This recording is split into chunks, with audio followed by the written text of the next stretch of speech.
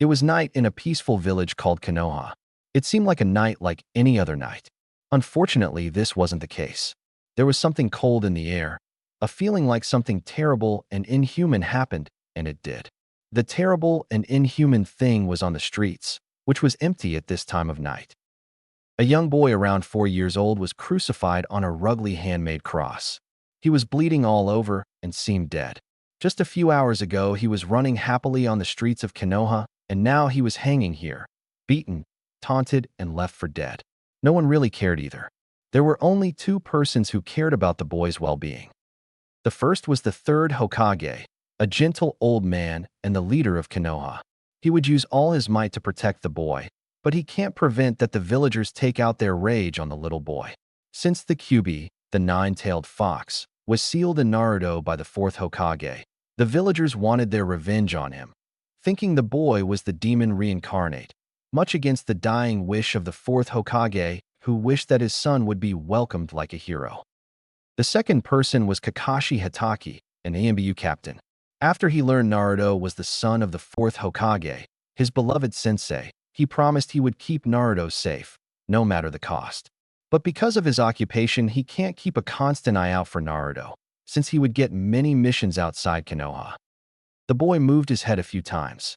Someone dressed in a red trench coat with white hair, who was lurking in the shadows, couldn't believe it.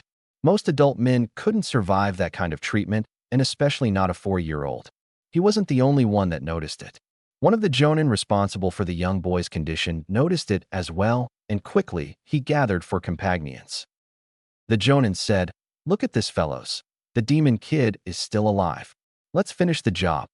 The boy shivered on the cross, although it was very hard because he was nailed very tightly to it. The man who was lurking in the shadows, called Dante, couldn't stand the sight of it anymore and decided to take action. He disappeared from his position and appeared on the nearby wall, close to the boy. He was leaning against it and said, "You know, this is none of my business, but I can't stand it when 5 adults abuse a young kid who can't even defend himself." Angry Jonin number 1, stay out of this, stranger. This doesn't concern you. This is a matter for the people of Konoha. Dante, I see. So the people of Konoha are proud that they crucified a kid that isn't even half their size. What a great village indeed. Angry Jonin number 2 stepped in. I will let you know that this stupid excuse for a child is actually a demon. He needs to be killed even if the Hokage refuses it. Dante came off the wall and got an interested look in his face. A demon, you say? Angry Jonin number 1. Yes, this is the holder of the Kyuubi, who savaged this village a few years ago. Dante's eyes got an unforgiving look and pulled out his sword. Then let me handle this. It's my specialty after all. The Jonin gave a signal that he may do it. Be my guest. I don't care as long as the demon is dead.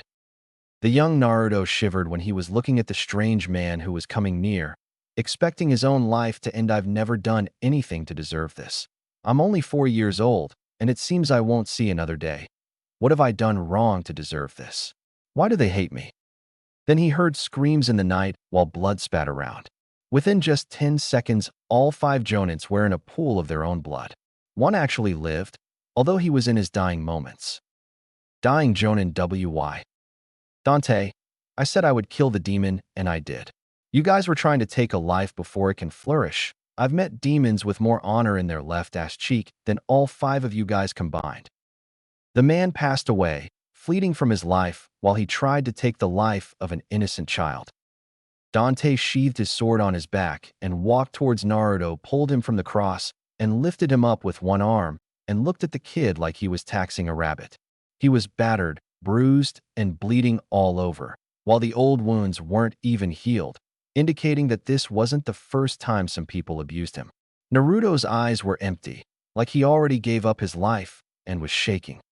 Dante looked like he was sensing something inside the kid, and a surprised look got on his face. It can't be. I know this energy. It's like my own. So that's why you are hated. The boy shivered even more while a tear was running down his cheek. Dante, poor little bastard.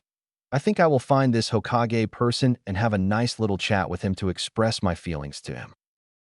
And with that, he raised the kid to his back and went to the big tower. When he arrived, a woman tried to stop him, screaming he wasn't allowed in at the moment. Dante hated when he had to raise his arm to women, but he had other things on his mind and hit the woman in the neck, sending her to dreamland. He arrived at the Hokage's office and kicked the door open. An old man jumped from his seat and took a battle position. "Hokage, who are you? What do you want?" "Dante, my name is of no concern to you, and what I want are answers," as he got Naruto of his back and showed him to the Hokage. The Hokage got a scared look in his eyes. "Oh no, not again. It's even worse now." Dante got a hard look in his eyes again. "So you know what this kid had to endure, and you didn't give him bodyguards." "Hokage, of course I gave him bodyguards, but due to some difficulties they can't watch him all the time." "Dante, great. An old geezer who can't even protect children from the ninjas of his own village. What's this world coming to? And what did this kid do wrong to deserve this kind of treatment?" Hokage sighs. "All right, I will tell you." And the Hokage began to tell the whole story about Naruto's parents, the Kyuubi, the last wish of the fourth Hokage, which meant that the people should have welcomed Naruto as an hero, and how the people reacted to it. Dante only got angrier.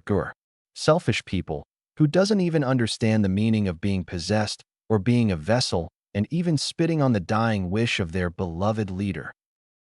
Hokage. Yes, from the day Naruto was born, he had to live a life of being hated and scorned without knowing the real reason why, without parents to relieve his burden or friends to share his pain with. Dante became silent, but then spoke. "Not anymore." The Hokage, startled at the mysterious stranger. "What do you mean?" "Dante, it means I am taking the kid with me." The Hokage started to yell. "And what gives you the right to make decisions for the boy?" "Dante, I have my reasons.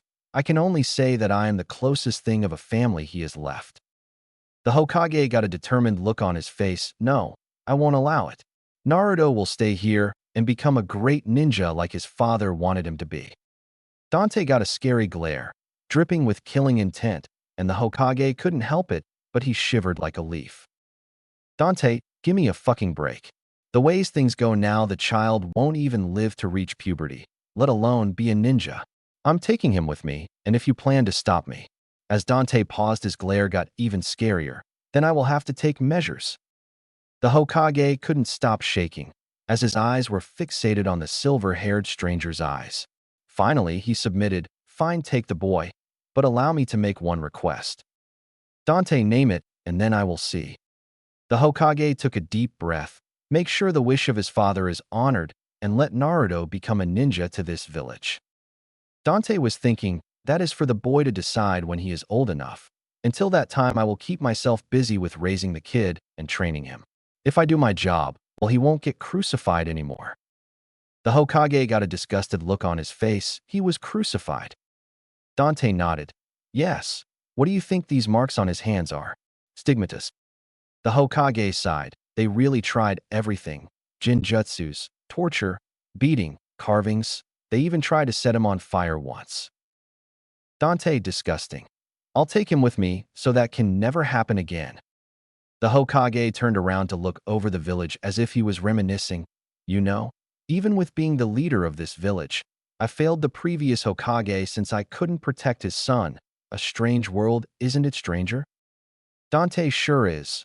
By the way, not too far from here near an alley, there are 5 Jonin corpses. Better get rid of them before children wake up." The Hokage, startled. "What did you say?" He got no answer, and when he turned around, he saw that Dante and the boy were gone. A few days later, Kakashi Hitaki returned from his mission and went to report to the Hokage. He gave the mission's reports and his own experiences on the matter. Finally, the report was over. "Kakashi, now that I'm done, I will keep an eye out for Naruto." The Hokage had a sad look. "Don't bother about that, Naruto's gone." Kakashi was startled, although his face was behind a Yinbyu mask. "What do you mean he's gone?" The Hokage sighed as he explained that a stranger took Naruto with him when Naruto was beaten, abused, and crucified by a couple of Jonin. Kakashi was enraged when he heard that even Jonin were the ones doing terrible things to him.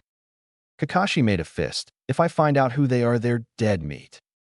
"Hokage, they already got what they deserved by the man who took Naruto." "Kakashi, do you know who that man was, Lord Hokage?" and what he wants to do with Naruto.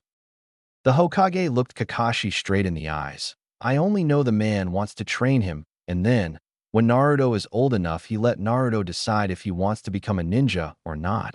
And I don't know who the man was, but I do know one thing, he's dangerous. Kakashi let his head down. It's probably better for him anyway. Too many people hate him for being the Kyuubi Jinchuriki. Oh man, I can't even imagine how Master Jiraiya would react when he hears his godson was taken away. Too bad we couldn't protect him enough. The Hokage got a serious look on his face. Not anymore. From this day forward, a lot of things will change. 8 years later, just outside Konoha, two figures were on a hill and were looking over Konoha. One was an adult and the other a child. Dante, it's been 8 years since they last saw you. You think they forgot about you, Naruto? The young boy was much bigger now. Also, his appearance changed besides the blonde hair. Only changed in style now. Instead of spiky hair, he had his hair a bit like Dante's hair and whisker-shaped marks on his cheeks. He was completely different. He was wearing black pants, a dark blue vest, and had a black trench coat with red flames on the lower part that went up and formed a cross. He got a big sword on his back, just like Dante. The sword's name was Repent. Naruto shrugged. I don't know, or care anyway. I'm just here to grant my biological father's dying wish. Dante raised his eyebrow. Biological father? Naruto nodded. Yes, I have two fathers. One was a great man, but unfortunately died before I got a chance to know him. And you who was always there for me. Dante, come on, don't get emotional on me, kiddo. By the way, there was something I wanted to give you before you take off. Dante reached into his trench coat and pulled out a katana. Naruto looked shocked. Why, Yamato? But you said. Dante smiled. I said I wouldn't give it to you so easily, but you trained with me and became strong, and you earned. Hell, the last time I trained with you was a party I won't forget so soon. Naruto took the katana with shivering hands, shivering of happiness. Thanks, Uncle Dante. It means a lot to me. I had a great time too. Dante, I know, you like fighting as much as I do. It's in our family's blood. Now you better get going, or else you're gonna be late. Naruto walked away but stopped when Dante called. Dante, hey kid. Naruto, yeah. Dante rocked their worlds. Naruto smirked. Ah, you betcha, they wouldn't know what hit them. As Naruto walked away, a voice was heard behind Dante. It was a beautiful blonde woman called Trish. Trish, emotional. Dante, nah, just gonna miss the brat. Trish, what a surprise, he almost is as worse as you are. Dante smirked to Trish. I'll take that as a compliment. Trish sighed. I almost feel sorry for that village. With Naruto, he walked towards the gate of Konoha as two old jonin stopped him. Jonin number 1, state your name and what you want to do here. Naruto, I'm Naruto Uzumaki, and my business is my own. The two jonin startled when they heard the name. Jonin number 2, what? How dare you to come back here, demon? Jonin number 1, wait, Minnow, don't break the rules. Jonin number 2, screw the rules. Naruto sighed. So much for a happy welcome home party, and he disappeared. Jonin number 2, what the? Where is that Kyuubi brat? Naruto was on the wall that surrounded Konoha. I'm here, Slowpoke. I'm so nice to let myself in, see ya. And he jumped down. Jonin number 2, how? We gotta go after him. Jonin number 1 shook his head. Nope, I'm too old for this crap, and being around you is dangerous now. If you even use the D word on Naruto means that your punishment will be severe. The lowest punishment is a drop in rank and 3 months without pay. Jonin number 2, I don't care. At least I protect my village. I'm going after him now. And he ran off. With Naruto. Naruto was exploring the area a bit since it was a long time ago since he set foot in this village.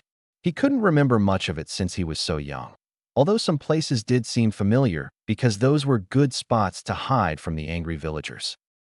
Naruto TCH, at least I'm not that weak anymore. Jonin number 2 found Naruto and was running towards him. Wait up, kid. Naruto let out a big sigh. Don't they ever give up? Oh well, guess that means I have to get a bit more resourceful. The Jonin finally caught up. Ah, found you. Now you and I will have a nice little chat. And when he spoke, his eyes filled with rage. Naruto shrugged. Whatever, but make it quick. I have a Hokage to see. The Jonin drew a kunai. Don't worry, kid. It won't take long. Naruto raised both his eyebrows. Oh, so you want that kind of talk? Sure, I'm game. And when he spoke, he pulled out Yamato and released it a little bit from its sheath. I really want to test this little baby out, you know. The Jonin charged at Naruto, but he suddenly stopped as Naruto just put Yamato back in its sheath with a click sound. The Jonin had a look of fear in his eyes while pieces of clothing were falling off of him, leaving the poor guy only in his underwear. Naruto got a dangerous glare in his eyes. Beat it, or the next attack will be Ace of Spades. Without hesitation, the man turned around and ran for dear life, only to get caught by a few ninja. One of them appeared in front of Naruto. It was a man with long black hair and a ponytail, while some hair was banging over his Konoha forehead protector on his head. He had black pants, a chainmail shirt, and a Jonin vest. Two black eyes drilled into his. Man, who are you? Naruto waved his finger in front of the man. It isn't polite to ask a name before giving yours. Man, indeed, but someone may ask another's name first if the stranger charges into his home. But if you must know, my name is Itachi Uchiha. Naruto showed his smile. You're right, my name is Naruto Uzumaki. The man froze when he heard that name, but then relaxed. I see, so you finally returned. Then I will escort you to Lord Hokage. Naruto shrugged, fine by me. Minutes later at the office of the third Hokage. The Hokage was looking at the returned Naruto. The boy was a lot bigger, and also his attire was different. It remembered him of the man that took him 8 years ago. He even had the same kind of air around him. Then the Hokage finally spoke. So Naruto, I'm glad you returned. I was starting to worry you wouldn't show your face around here anymore since what happened 8 years ago. Naruto took a seat and kicked back while he was laying his legs on the Hokage's desk. Nah, you don't get rid of me that easily, and by the way, I have a dying wish to fulfill. The Hokage had a vein popping out of his head when he saw how the young boy was manhandling his desk, but he decided to let it go for a moment. Hokage, do you know the basics of ninjutsu? Did that man train you well? Naruto just nodded. First of all, his name is Dante.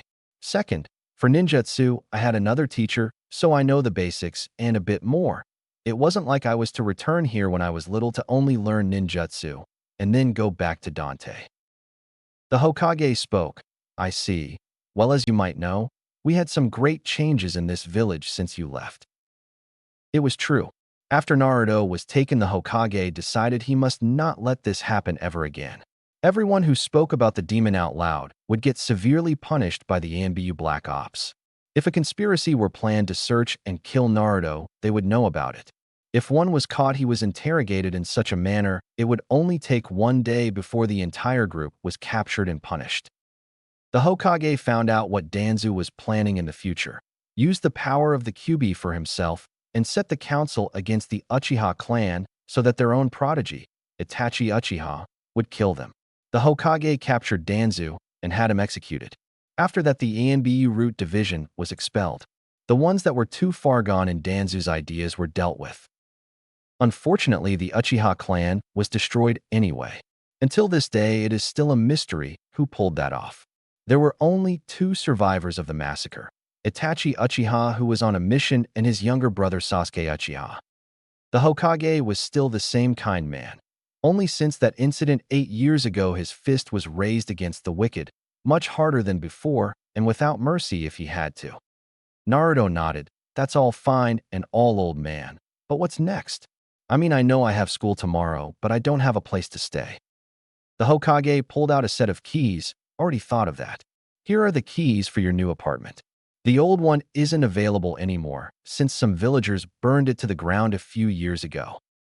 Naruto took the keys. Thanks, old man. I'm gonna check it out after I got something to eat. You know where I can get pizza around here, old man? The Hokage looked at the boy with strange eyes. Pizza? What is pizza? Naruto's eyes became big of fear. Please, don't tell me you guys don't know what pizza is. It's the greatest thing ever. The Hokage was shaking his head. Sorry, never heard of it. Naruto, damn it. Then I must search for something else. Take it easy, old-timer. And Naruto walked away. The Hokage was shocked when he heard Naruto curse, or even the fact Naruto dared to call him old-timer. The Uchiha was just chuckling. Itachi. Oh well, at least he has some spunk. Hokage. I get a bad feeling about this. Let's just pray that he doesn't pick up fights with his fellow students. With Naruto. Naruto was walking around Konoha to find a good place to eat, and he ended up in a place called Ichiraku's Ramen. He walked in it. An old man and young girl that was apparently a daughter of the old man were standing behind a counter. The old man's name was Ichiraku, and his daughter was called Ayam. Naruto thought the girl was kinda hot.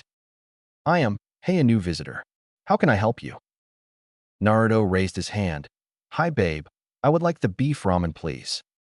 Ichiraku froze when he heard how the newcomer called his Ayam. Ichiraku said with a threatening voice, what did you call her? Naruto shrugged, babe, as in beauty, gorgeous, pretty, and stuff like that. Ayam just smiled, a relaxed dad. He's just a kid, and it was kind of a compliment. One beef ramen coming up. Naruto got a bowl of ramen in front of him and started to eat. Naruto, holy crap. This tastes fucking awesome. It's not better than pizza, but is a close second. I should let Dante eat this stuff once. He quickly ate his ramen and paid for it. He left while he gave a little wink to Ayam, who blushed a little bit. Naruto arrived at his new place. It was pretty spacious, and there was more than enough room to live here. He decided he should go to bed early because tomorrow he would have to participate in the Chunin exams. The next day, Naruto woke up and took a shower. After the shower, he wrapped a towel around his waist and looked at himself in the mirror. His muscles were pretty defined and had some seals on his arms. Those seals contained some devil arms that could be quite useful. His hair looked like a mop, but at least it was better than that spiky hair he used to have. He got dressed in his usual attire and had the sword on his back. It's a sword that Dante made. It isn't as good as his rebellion sword, but it came pretty close. He clinched Yamato at his belt, and he was ready to go. He also had 2 holsters containing firearms. But unless normal guns, this one uses chakra and demonic energy instead of bullets. These gave a few advantages. There wasn't a boom effect, rather a low-energy noise that sounded like starting up an electronic device, and he could adjust the effects to hurt, to knock out, or even to kill. He walked, and soon he was standing in front of the school building.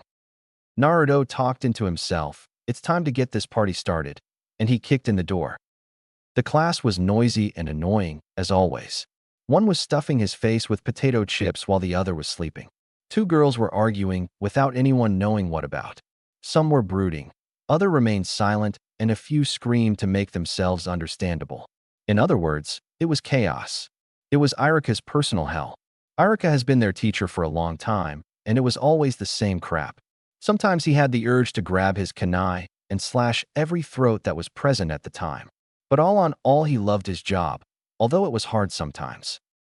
In this entire ruckus, the door suddenly slammed open, and one thing happened what never happened before. It became silent. The young man responsible for this amazing feat was standing in the opening of the door. He had blonde hair that was shaped like a mop, and he had whisker marks on both cheeks. He wore black combat boots, black pants, a dark blue vest, and a black trench coat with flames at the bottom. Some girls were looking and were drooling a bit at the appearance of the young man. He looked in the class and saw a seat open next to a brooding character. He kicked back and laid his legs on the table while his arms were behind his head. The brooding person called Sasuke Uchiha was annoyed by the way Naruto laid his legs on the table. Sasuke, hey dope, get those legs out of my way or else I'm gonna dismember them from your body. Naruto still laid there with his eyes closed. Can it? Sasuke was shocked someone had the nerve to tell an Uchiha to shut up. He was standing up and ready to grab a kunai, but before anyone could see it, Naruto was pointing with his sword on Sasuke's neck. Naruto, I get a bit grumpy in the morning, so if you want to keep your pretty little head, you better sit down and shut up. What no one expected happened. Sasuke sat down. While some girls started to drool even more about the new kid, Sasuke's fangirl club was sending amounts of killing intent to the new boy. He opened his eyes to show the girls that he had hard blue eyes and started to give some killing intent of his own, and the girls moved their gaze away from the kid. Irika cleared his throat, and everyone sat down. Irika, well, students, as you might have noticed, we have a new classmate who will join us in the Chunin exams today. Come in front of the class and introduce yourself. Naruto slowly got up and put his hand in the pockets of his trench coat. Naruto smirked. My name is Naruto Uzumaki, 12 years old. The rest you need to find out for yourselves." Some girls had hearts in their eyes when saw the smirk on Naruto, while the Sasuke fan club started to find him sympathetic. "Irika, this is going to be a stubborn one. Anyway, let's start the exam, shall we? Just follow me." The students walked outside and Irika said they needed to pull out their shuriken. Everyone followed the order except for Naruto. "Irika, I said to take your shuriken, Naruto." Naruto shrugged and got a piece of paper out of his coat, and Irika took it. "Dear Irika, because of some other abilities, I exclude Naruto Uzumaki from the shuriken and kunai tasks at the exam. However, I would like you to judge the skills he has with the weapons he likes to use. Signed, Hiruzen Sarutobi, the third Hokage." Irika read the letter. "Okay, then Naruto, then take out the weapons you do use." Naruto reached for the holsters and brought out two metallic-like weapons that Irika had never seen before. One was black with flames on it and had a red jewel at the start of the barrel. The other was white with glyphs on it that seemed to glow and also had a jewel on it at the same place as the black one. "Irika, what are those things?" "Naruto, they are called guns. Let me demonstrate." Naruto aimed at the target and pulled the trigger. Holes appeared in the center, and soon the entire middle piece was gone. "Irika, what the—" Naruto explained. "The guns convert your chakra into condensed projectiles. It means you can determine the amount of damage you want to do on an opponent. Like this." Naruto held up the guns once more and aimed at another target and pulled the trigger just once this time. Suddenly, the entire target exploded, leaving nothing more than a few toothpicks. Irika's sweat dropped. "I see, I guess. You passed this part of the exam." Naruto was just leaning against a tree until the other students were done throwing. The next part was to make a perfect hinge, a transformation jutsu. All students made a perfect copy of Irika. Then there was the last part, the clone jutsu. Finally, it was Naruto's turn and he walked into the room with Irika and his assistant Mizuki in it. Naruto was cracking his neck. "All right, how much you need?" "Irika, just 3 should be enough." Naruto got an evil smirk on his face, clone jutsu. Just outside the room. The class was talking about how they did, or how they are going to do it, until they heard a scream in the other room. One walked towards the door and opened it, and suddenly streams of Narutos were coming out of the door. It was almost like a small Naruto river. Irika was beneath all those Narutos, and while he was half-conscious, he said, "Why you?" He passed, while Naruto had still his evil smirk on his face. The exams were over, and the school had to turn back tomorrow for their group assignments. Naruto didn't even walk 10 feet until he heard a familiar voice behind him. "Sasuke, hey dope. Did you really think I would let you walk away unharmed after what you did to me? No way. Get ready because I'm giving you a beating you won't forget soon." Naruto just stood calmly there with his hands in his pockets. "I don't have any interest in fighting you. It wouldn't prove anything, and you would only get hurt." Sasuke taunted, "What's the matter? Is the new kid scared he would get his ass kicked by an Uchiha?" Naruto glared at Sasuke. "Uchiha? I see. I was told only 2 survived, 1 smart one and 1 stupid one. I met your brother, and I know he is the smart one." Sasuke got angry and charged at Naruto, but Naruto disappeared. Sasuke looked around until he heard someone whistle. When he looked where the sound was coming from, he saw Naruto lying on a branch in a tree. He seemed very relaxed and acted like he wasn't even attacked. "Sasuke, what the? I didn't even see him move." "Naruto, you're pretty slow. Aren't you, kid?" Sasuke got mad again. There was something about the new kid's voice that infuriated him to no end. He threw a few kunai, but the only thing Naruto did is letting himself fall from the branch. While Naruto was in midair, Sasuke charged him. Naruto landed, and in front of him was Sasuke, ready to strike. Sasuke thought he had him, but only hit air. Because there was no resistance, he lost his balance and fell on the ground, face first. He started to get up, and when he looked behind him, he saw Naruto, just a few feet away from him. "Naruto, you know Uchiha, you're getting on my nerves." Sasuke just answered with a growl and charged like a madman. As Sasuke was charging, Naruto pulled the sword from his back. Sasuke punched, but Naruto turned around his arm and ended on Sasuke's rear while holding his sword to his neck. Naruto talked to Sasuke. Only it seemed like Naruto's voice changed. It was a bit deeper more mature, and more scary. Naruto, listen and listen well. If you want to live long enough to enjoy your adulthood, then you're on the wrong way right now. I hate it when I have to raise my sword without a reason. Next time, it will be your head. Sasuke's shoe. And his sentence was interrupted because everything went black when Naruto hit Sasuke's neck with the back of his hand. Naruto simply put the sword back and walked away. A girl with pink hair called Sakura ran over to the knocked-out Sasuke Uchiha. "Sakura, what did you do to him, bastard?" Naruto stopped and moved his head so Sakura could only see a part of his eyes. They were cold, hard, and it seemed like those eyes said, "Stop talking or I'll kill you." Sakura shivered and didn't pay attention to the scary blonde anymore. Naruto was starting to walk home, but he noticed that someone was following him. Naruto walked towards an alley, and the one that followed him looked in it. The alley was empty. The stalker walked into the alley and heard a voice. "Naruto, you don't give a good impression if you're stalking someone." The girl froze up when she heard the voice and turned around. It was a girl with her hair in buns and brown eyes. "Naruto, hey. I saw you at the academy. Are you here to avenge the Uchiha's honor?" "Tintin, no. I don't give a damn about Sasuke, and my name is Tintin." "Naruto, then why are you following me?" Tintin blushed. "Well, I'm a weapon expert, and you seem to be as well, so, Naruto finished her sentence. "So you wanted to see how I spend my free time and try to learn from it?" Tintin nodded. "I've never seen weapons like yours before, and that sword you use, it's strange." Naruto shrugged. "What can I say? I'm a strange guy." Tintin got a deeper blush. "See, can I see your sword?" Naruto pulled the sword from his back and showed it to Tintin. It was big with tribals on the blade. The guard showed a skull that sprouted wings, and the handle had carvings so that it would give a perfect grip for Naruto. Tintin looked at it with her expert eyes. "It's a beautiful piece of craftsmanship and is customized so that it will fit you perfectly. Where did you get this?" "Naruto, my uncle made it. It took him a lot of time and spent a lot of time in it. He has a sword that's stronger and tried to copy it, and he came pretty close." "Tintin, I would like to hear all about it." Naruto shrugged. "I have to train first. Maybe tomorrow after the team assignments over lunch perhaps." Tintin started to blush again. "Oh, hey. Naruto, all right then. It's a date." And while he walked away, he gave Tintin a wink while her head turned as red as a lobster. At the Hokage Tower, Kakashi just returned from a mission. Short after Naruto was taken by Dante, he quit the ANBU Black Ops and became a regular Jonin. So he got rid of his ANBU mask.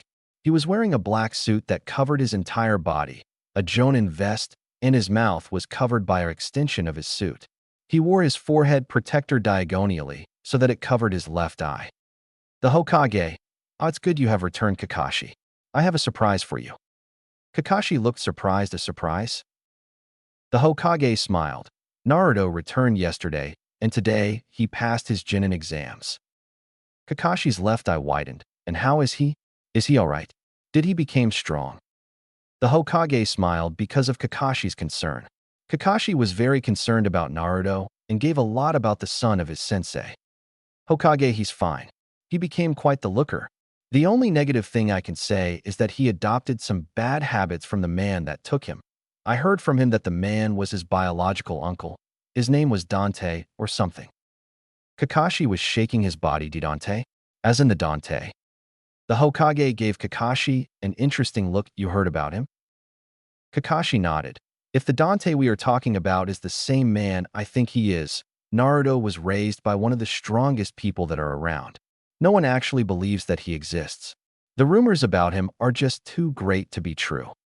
The Hokage, "And what does those rumors say?" Kakashi, "That Dante is a specialist in kenjutsu and can take on an entire army by himself without even trying. Furthermore, people exclaim that he can take on the strange creatures that since shortly appeared in the elemental countries."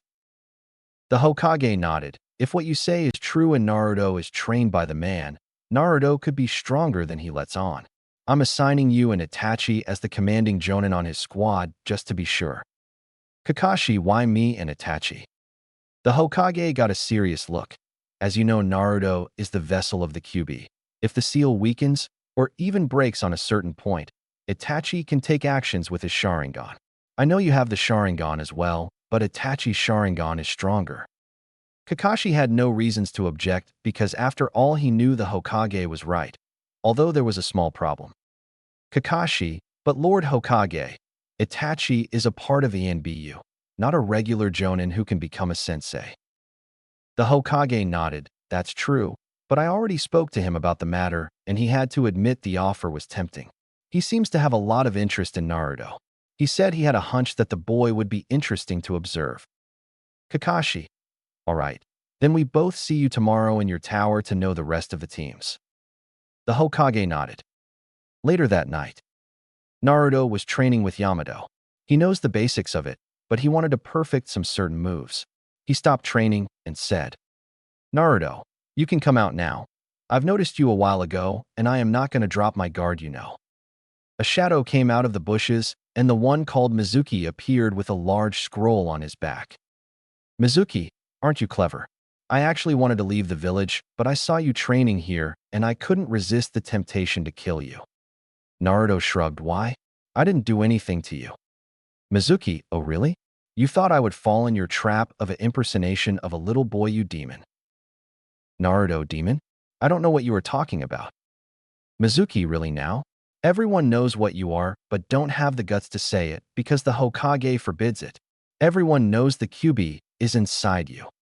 Naruto started to laugh. That doesn't mean I am a demon. It means I am a vessel of a demon, but I gotta say you're not even close with that demon, remarked he. Mizuki, it's time that I became a hero and kill the monstrous Kyuubi before I leave the village. Naruto just sighed. Are you gonna stand there posing, or are we gonna get this party started?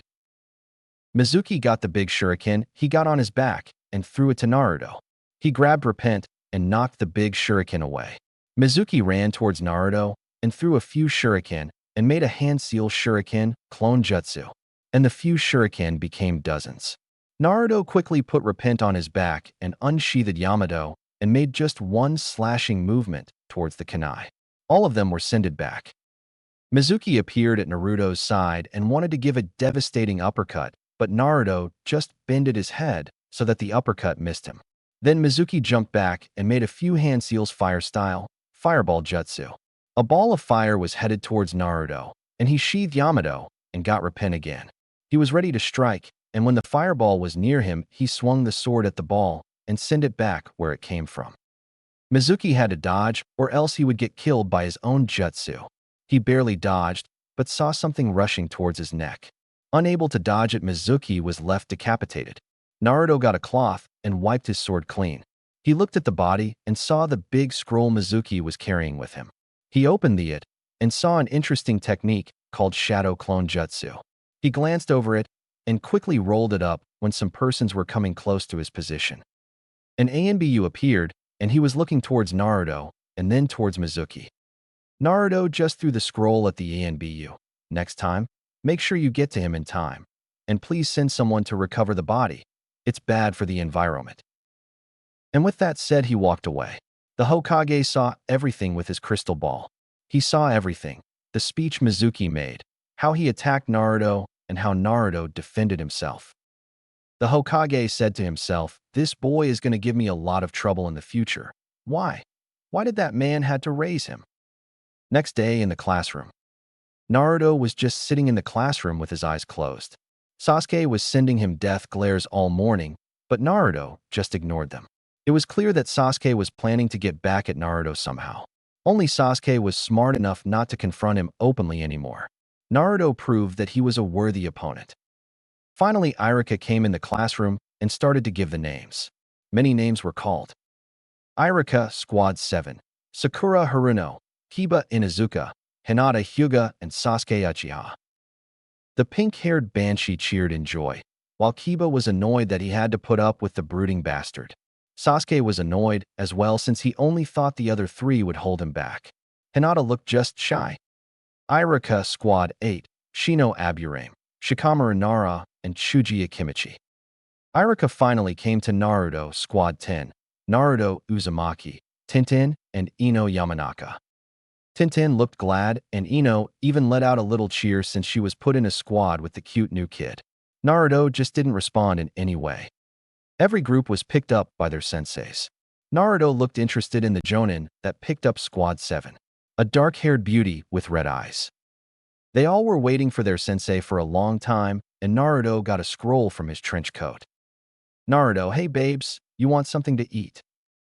Both girls blushed by the words babes and simply nodded. Naruto made a few hand seals and placed his hand on the scroll. 3 strawberry sundaes appeared. Ice cream. Naruto, not just ice cream.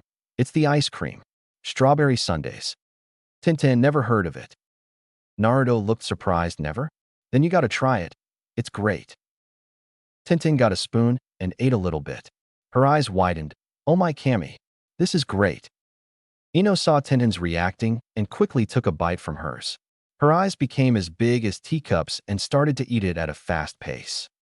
After they all ate it, they finally heard footsteps on the corridor. The door slided open and Kakashi appeared, looking over the group. Kakashi, you look lively. Walk with me to the roof so that we can introductions there. Naruto pointed at a wall. Wouldn't you invite your friend as well? Kakashi looked at Naruto. What friend? Naruto, Itachi Uchiha, who is observing us since the beginning of our team assignments. Suddenly the wall seemed to come alive and it changed into a man. Itachi, observant are we? Naruto just shrugged.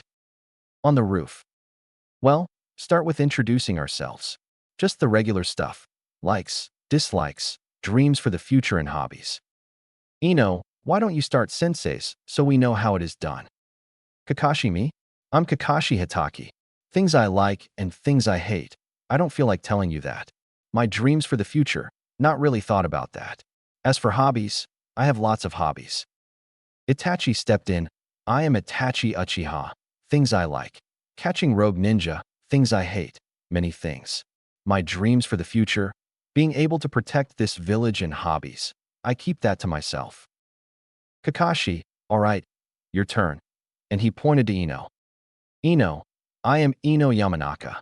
Things I like. Cute boys next to other many things. Things I hate. Billboard brow and hateful people. My dreams for the future. Being a great kunoichi one day, and my hobbies are helping my parents with their shop and working with flowers. Kakashi, at least she shows that she wants to be a ninja.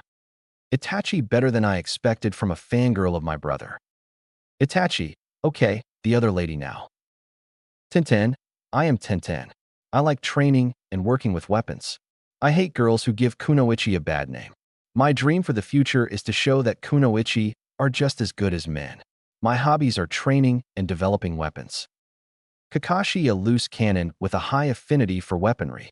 At least she will prove useful. Itachi, weapons aren't everything. You also need stamina and several nin and taijutsu moves. At least she is driven to be a good kunoichi. Kakashi, alright, the last one. Naruto, I am Naruto Uzumaki. I like training, pizza, strawberry sundaes, my swords and my guns. I hate demons. My dreams for the future is to fulfill my father's dying wish. My hobbies are fighting, training, and relaxing. Kakashi, so he knows about his father and want to grant his final wish. I like it. It appears he will have a high affinity for Kenjutsu. Only time will tell. Itachi, I like his attitude. Let's hope he has the potential to back it up. I hope my hunch isn't right about this one. Kakashi, well, let's get to business. Tomorrow we will start with your true test. But we just passed our exam. Itachi, that's just to pick the people who has a chance to become Chunin. Tomorrow the true graduating test will start, and I have to warn you rookies. Your chance of failing is 66.6%. The 2 Jonin stood up and Kakashi seemed to remind something. Oh yeah, you might skip breakfast tomorrow. You might lose it. Tintin, oh, what are we gonna do? If we fail tomorrow, all this was for nothing. Naruto just looked calmly into her eyes. Don't worry about it. If we work together tomorrow, then we will pass. Cut in, what are you talking about?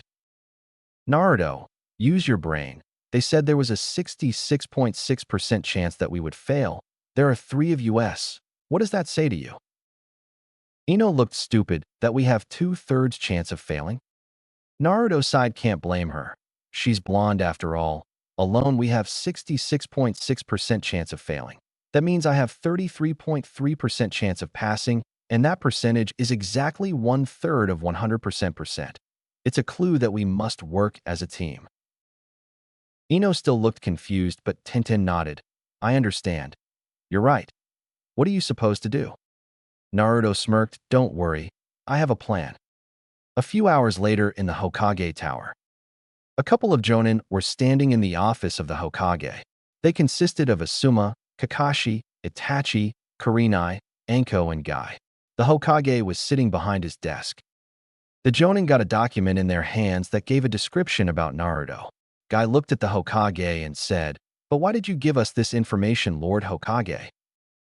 The Hokage looked serious and said, "Although I made some rules concerning about Naruto, not everyone has a warm heart for him. You know how people are? Think about Mizuki." Kurenai shivered. Yes, I know. I saw a lot of terrible things happen to Naruto when he was younger. Of course, I was very young myself, but it was still terrible. I still have nightmares about those scenes. Anko got a mad look on her face. Tell me about it. Of course, I wasn't there when it happened, but when I heard it, I became so mad. How can a full-fledged Jonin perform a Jinjutsu on a child? Itachi, it just happened. People fear what they not know. It's simple human nature. Of course, it's terrible, but that's the reason why we must work together to prevent it from ever happening again. Asuma inhaled his cigarette smoke, exhaled, and said, "We will prevent it. That kid has seen and experienced more horrors than some Jonins have." Anko, but one thing I don't get, Lord Hokage. Why are the abilities part blank in the document? The Hokage responded, "You people all know Naruto was taken away when he was younger. Since recently I found out that the name of that man was Dante. This mysterious person appears to help out people to get rid of the strange creatures that appear here and there, for a small fee of course. Dante is called a master in Kenjutsu, and since he raised Naruto, we don't know what Dante or anyone else have taught Naruto." Anko nods, so no one knows his level of intelligence, strength, or abilities. The Hokage nods, indeed. We only saw bits of his character, but we don't know if that's real or not. He seems cheerful most of the time, but it doesn't add up with his past. Most people with similar pasts would appear more gloomy than Naruto. Itachi, we will find out in time. Either me or Kakashi.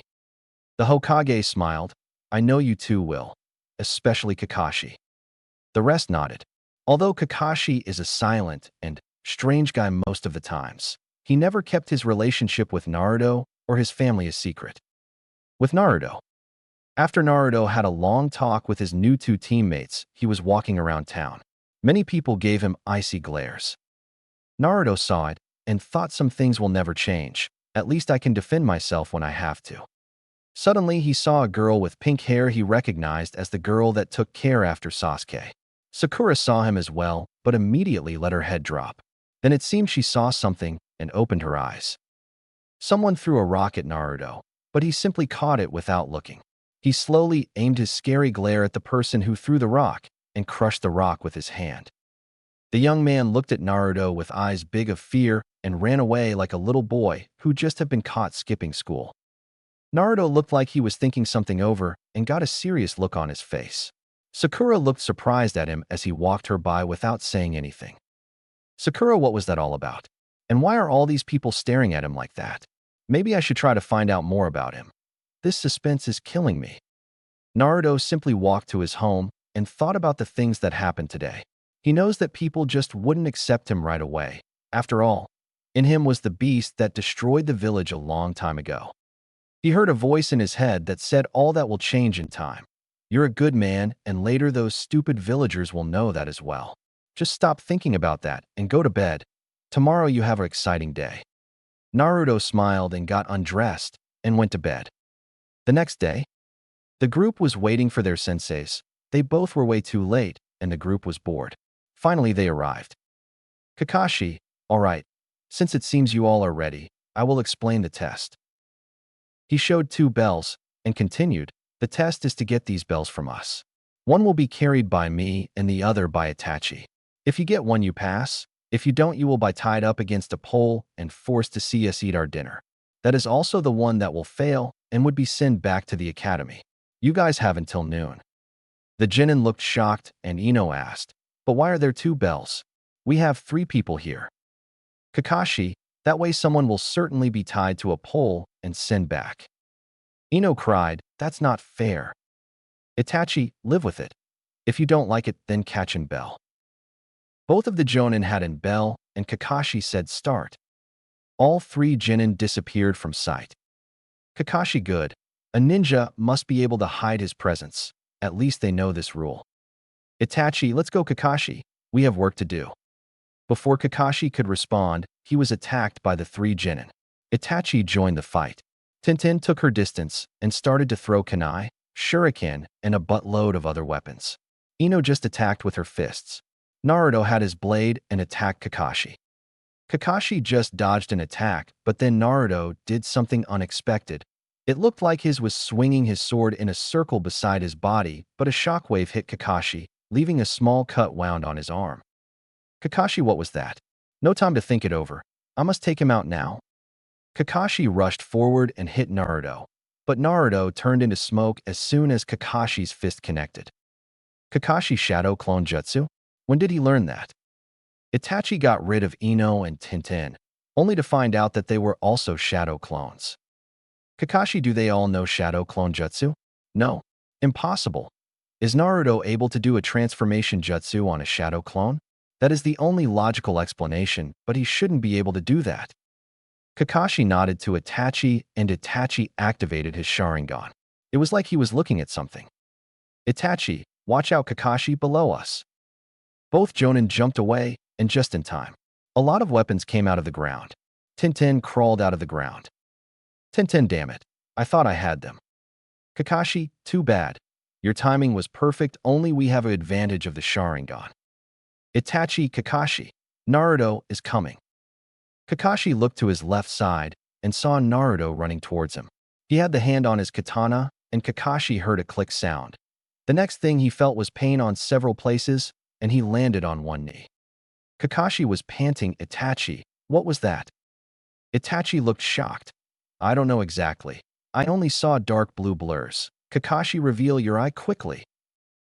Kakashi pushed his headband protector up, showing that his left eye was in Sharingan.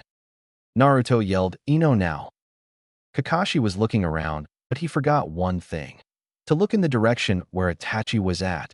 A hard hit in the neck sended Kakashi to the ground, and then he felt a sword on his neck while he felt a pull on his belt where the bell was at. Naruto, jackpot. Kakashi, how did you? Naruto, everything what happened before was all foreplay to give you guys a false sense of confidence. When I charged from your left side, you guys focused on me. When I attacked you with my Dark Slayer style, I knew Itachi-sensei would try to see how I did it, leaving him open for Ino's mind transfer jutsu. And that was our plan all along. Kakashi, your plan? Naruto, yes, we decided we couldn't get the bells on our own. And you said it yourself. Individually, we only had 33.3% chance of succeeding, and we increased it to 99.9% with our teamwork. Kakashi laughed. That's all nice, but who are you going to give the bells? Naruto, the 2 babes, of course. They are my teammates. Kakashi looked surprised. Congratulations. You all passed. By the way, Ino, would you reverse your jutsu? Soon Itachi was back in his own body, congratulating the 3 Genin. Itachi decided to treat the new Genin to lunch. Naruto said he would join them soon. He wanted OT discuss something with Kakashi. The rest left. Kakashi, what is it, Naruto? Naruto, just wanted to know how you were doing. Kakashi, what do you mean? Naruto, I remember you from when I was young. You were one of the 2 people who actually gave a crap what happened to me. Kakashi, I smiled. So you remembered me. I should be honored. I am doing fine, although it was a bit of a shock when you were taken. Naruto, it was better that way. Although I had a hard time, it was better than what I had to endure in the village, and I always had someone to depend on. Kakashi, you mean Dante? I wanted to ask you something about him. Naruto, sure, ask away. Kakashi, is he the one that fights those strange creatures that seem to appear around the elemental countries? Naruto nodded. Yes, those creatures are called demons. Normally they can't get here, but the past few years they seem to come from everywhere. Nasty little buggers, I can tell you that. Kakashi had to agree. Ninja like Itachi and himself can defeat one horde without too much effort. But Chunin had a hard time with one horde, and there are also bigger creatures, and even a Jonin had a hard time against those. Naruto continued. I remember one time in the land of grass. There were several hordes of the little buggers, and one big one called a disaster or something, and I and Dante were smack in the middle. It sure was on hell of a party, and in the end, we got a pretty big paycheck. Kakashi's eyes widened. You already fought those things. Naruto. Yeah, if I didn't I wouldn't get strong and die because I didn't have any experience. Kakashi, why do you want to get strong? Naruto, I need power to defeat my enemies, to protect the ones that I love. Kakashi nodded. Let's join the others. Tomorrow we will start our first mission together, and we would need to get ready for the things to come. They wanted to walk away, but an ominous feeling was filling the air. Then a dark, swirling gate appeared, and many dark creatures came out of it equipped with scythes. Kakashi, what here? Naruto shrugged. Finally, I was starting to get bored. Kakashi, Naruto, this isn't something to joke around with. This is serious. Naruto, if a larger demon was present, I would get serious. And when he spoke, he'd get repent from his back and charge the demons. Kakashi yelled at him to stay back, but he ignored it. Kakashi rushed after him. Damn it. That idiot will get himself killed. He stopped because he was shocked from what he saw. Naruto caused casualties beyond belief. He slashed right and left, killing a majority of demons. He launched one demon in the air and jumped after it, killing it in the air. He grabbed the dead demon and stood on it, using it like a surfboard. When he descended, he got his guns and started shooting demons that got in his way. When he landed, only 6 demons remained from the 12 that appeared. He put the guns back in the holster under his trench coat and got Yamato. He got into a rushing stance, and Kakashi only heard a click sound 2 times. The strange thing was that the demons were spraying blood and fell down. All demons were defeated in less than half a minute. Kakashi was in awe of his new student. Naruto, that wasn't as fun as I expected. Oh well, better luck next time. Kakashi, my kami. He killed a single horde of demons without even flinching and made it look like child's play. Naruto, shall we join the others? Kakashi just nodded, better inform the Hokage about this and the fact that the creatures appear so close to the village. I get a bad feeling about this. Naruto was sitting in his living room. After the attack from the demons, the team split up and were expected tomorrow to begin their first mission. Naruto was sitting in a lotus position, and soon he was deep inside his mind. Naruto's mindscape. Naruto was in some sort of bedroom. He looked around and saw someone on the bed. It was a girl that looked as old as him. She had long red hair and a figure that perverts only dreamed about. The only thing out of the ordinary were 9 fox tails behind her. This woman's name was Q, short for QB. Flashback. Dante and Naruto were sitting in front of each other. Naruto was about 8 at that time. Dante, Naruto, I explained you have the QB inside you, yes? Naruto nodded. Dante, I want you to meditate and make contact with him. Naruto blinked with his eyes. But why? Dante, you are training with me to become strong, to fulfill your father's wish, right? Naruto, yes so. Dante sighed. If you can convince the QB to aid you, you will gain much more in power and you will have an ally with you at all times. Naruto nodded and started to meditate. Soon he was in a place that looked like a sewer. He felt some strange energy signals and walked to it. Soon he was in a big room with a huge cage in it. He heard footsteps and a shadow began to appear in the cage. Soon the person was more visible and he saw a beautiful woman. Naruto's eyes widened. KQB? The woman smirked. Yes? Naruto, what the hell? I thought you were a dude. QB got an annoyed look on her face. Just because I appeared as a giant fox, everyone thinks I am a terrible man. Naruto startled. Sorry. Everyone told me you were a dude, and that you were evil because you attacked Konoha. QB smiled, apology accepted, and that I attacked Konoha wasn't my fault. I was under a jinjutsu, and wasn't myself. When I regained my senses, I was here. Naruto, sorry. I didn't know. QB, you couldn't have? By the way, what are you doing here? Naruto, I came here to ask for your help. My uncle said it would be a great help for my plans in the future. QB, and what are your plans? And who is your uncle who asked you to come here? Normally, people would find that a mistake because they have a certain opinion when it comes to demons. Naruto, I plan to fulfill my father's wish and become a great ninja. He was called the fourth Hokage, and my uncle is called Dante, and he can't judge demon because he said he was half devil. What makes me a quarter devil? Kyuubi's eyes widened. Dante, the son of Sparta. Naruto looked amazed. You know him? Kyuubi nodded. Dante is known through the entire demon world as one of the strongest creatures ever alive. I greatly respect his father in him. But understand, kid, if I decide to help you, there will be some demands. Naruto demands. Kyuubi nodded. Yes, first of all, I want you to remove the seal so I can have more freedom. You can then summon me with a summoning jutsu. I can't escape since your devil blood will prevent it.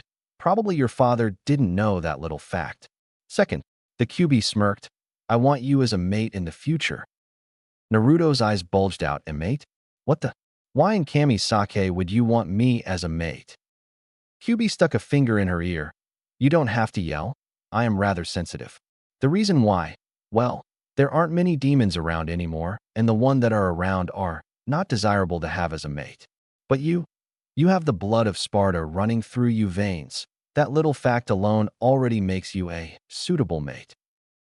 Naruto, but I am only 8 years old for Kami's sake. Kyuubi got an irritated look on her face. I said in the future, but these are my 2 demands. Take it or leave it, kid. Naruto was deep in thought. He didn't have any trouble with the first demand, but the second, well, it would be hard because he didn't know what other people he would meet or fall in love with. The Kyuubi looked at his face, and as if she read his mind, she said, if you meet another girl you love, that would be fine by me. I go both ways, you know. And she chuckled when she saw Naruto's sweat drop. And probably you wouldn't have to be restricted by only one mate. Naruto looked up and said, fine, but I will decide how much power you get when I summon you. Kyuubi, it's agreed. Now remove the seal and we can get to business. Naruto got a shocked look on his face, but you said in the future. Kyuubi got annoyed again. I don't mean that. I mean helping you. I will increase the amount of devil blood in your body. Naruto looked embarrassed. Oh, right. And he walked towards the seal and tore it off. The bars disappeared, and the Kyuubi could walk around freely. Kyuubi, well, kid, get ready. This is gonna hurt like hell. And she stretched her arms and red chakra developed Naruto. He screamed as his muscle increased and fat was removed from his became taller, and his features changed, got more stern, more mature. Finally, it came to an end. Kyuubi, I've increased the amount of devil blood in you. You are now half devil. And she chuckled. I can't wait for the moment we seal our deal, hee. And with the last chuckle, everything went black. After that, Kyuubi became his tutor when it came to Nin in Jinjutsu. Naruto changed the scenery of the sewer into a mansion so that Kyuubi would be more comfortable. They used a training room when they were training and a living room or bedroom for talking and discussions. In flashback, Kyuubi opened her eyes and mumbled, I thought you forgot about me? Naruto put up a happy face to cheer Kyuubi up. Aku, don't say that. How could I ever forget such a beauty as you? Kyuubi had some humor in her red eyes. You teaser. You only say that to make me feel better. Naruto smiled. Did it work? Kyuubi, a little. So what's up? Naruto, nothing much. Only the demon attacks seem to occur more regularly these days. Even had to get rid of a horde Hellprides a few hours ago. Kyuubi, Hellprides? The poor bastards didn't even know what hit them. Only I don't know why these portals between this and the demon realm are opening. Naruto, it's beginning to annoy me. If this keeps up and a few stronger demons appear, I might have to use my devil trigger, and then it will be revealed that I am a half-devil. The Kyuubi stretched out, giving Naruto a good look of her body, and she lazily said, if I were you, I should inform the Hokage of your condition. If someone else finds out, you just say it's a bloodline trait, and that they can confirm it with the Hokage. Naruto smiled. That's what I like about you. Really, sometimes you're the muse behind my good ideas. Kyuubi smiled. You little slimeball. I will reward you for that remark when the time comes. And she walked towards Naruto and gave him a little kiss on the nose, but for now you need to wake up. Your sensei is coming. Someone knocked on the door and brought Naruto back to reality. He got up and opened the door. It was Kakashi. Kakashi, hi Naruto. The Hokage would like to have a word with you. Naruto nodded, and together with Kakashi, he went to the Hokage tower.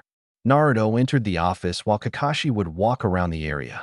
The Hokage created a jutsu so that the room would be soundproof. Naruto put up his hand. Yo, old man, what's up? The Hokage got a serious look on his face. I want to discuss something serious with you. Naruto, sure. The Hokage Kakashi told me what happened after the Chunin test. You seem to know more about these creatures you call demons. Naruto was scratching the back of his head. That's right. I hunted them together with Dante before I came back here. The Hokage's eyes widened. You say what? You hunt those things? And who is this Dante person exactly? Naruto shrugged. He is what you can call a demon hunter. Someone gives him a job, he completes it and gets paid. Dante is my biological uncle. The Hokage got annoyed. Another thing I don't understand. If Dante is the brother of one of your parents, it would be known to us, but they never spoke a word about it. Naruto, half-brother to be exact. And maybe one of my parents didn't know the father, and since they are both dead, we would never know. It could be both because I heard both of them had remarkable talents and strength. The Hokage, what has that to do with it? Naruto decided to come clean. Dante is half-devil. His father was a full-blood devil. So that means one of my parents are half-devil as well. The Hokage's eyes widened. What? Half-devil? That means you are quarter demon? Naruto sighed. First of all, it's devil. There is a huge difference between devils and demons. Demons are lower on the evolutionary ladder and are evil because they only have basics needs like eating human flesh, except the higher-class demons who are intelligent and can be good. A devil, however, can decide to become good or evil and can live as humans. And to tell you the entire truth, I am half-devil. Naruto explained the things he went through with Kyuubi. The Hokage was surprised when he heard Kyuubi was a girl, shocked when he heard about the broken seal, and totally freaked out that Naruto would be Kyuubi's future mate. Naruto explained his abilities. Naruto, this is secret, of course. I mean, not all villagers are happy that I am back, and if they hear this, then a huge conspiracy will begin. The Hokage nodded. I understand, but if one of your teammates hear that you have super strength, super speed, and super healing abilities, they will ask questions, especially if you go into that. What was it called again? Naruto answered Devil Trigger. The Hokage nodded. Ah yes, if you activate that Devil Trigger, then I have to explain it one way or another. Naruto, I already discussed that problem with Q. She said that I could say it's a bloodline trait. The Hokage nodded. Well, since I finally know about this discovery of yours, I find it suitable to give you this. He walked towards the fourth Hokage's picture and removed the picture to reveal a safe. He opened it and emptied it. It held one letter, 2 scrolls, and 1 key. Naruto opened the letter and started to read. Dear Naruto, when you read this, it means that you're either 16 or Chunin. I first want to apologize for the fact I sealed the 9-tailed fox in you. I believe you are the only one that can control him since you are my son. Yes, you are my son, and I am proud of it.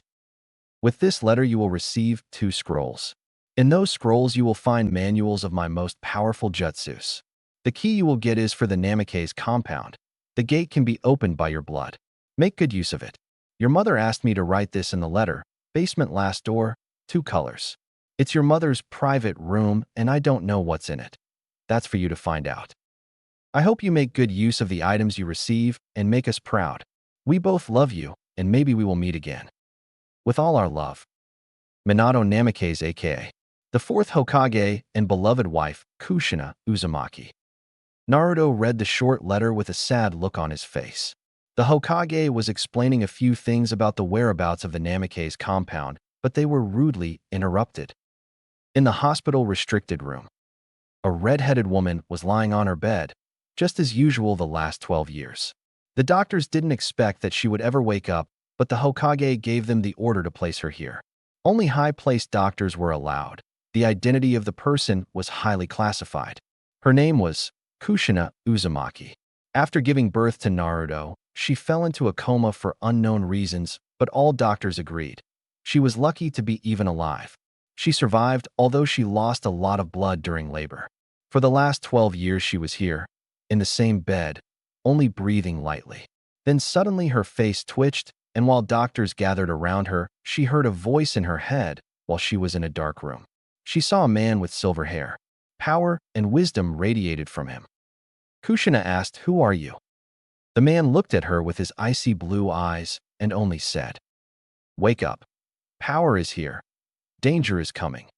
Wake up and soothe the sorrow of the descendant of Sparta with a legacy like no other. Arise, Kushina Uzumaki."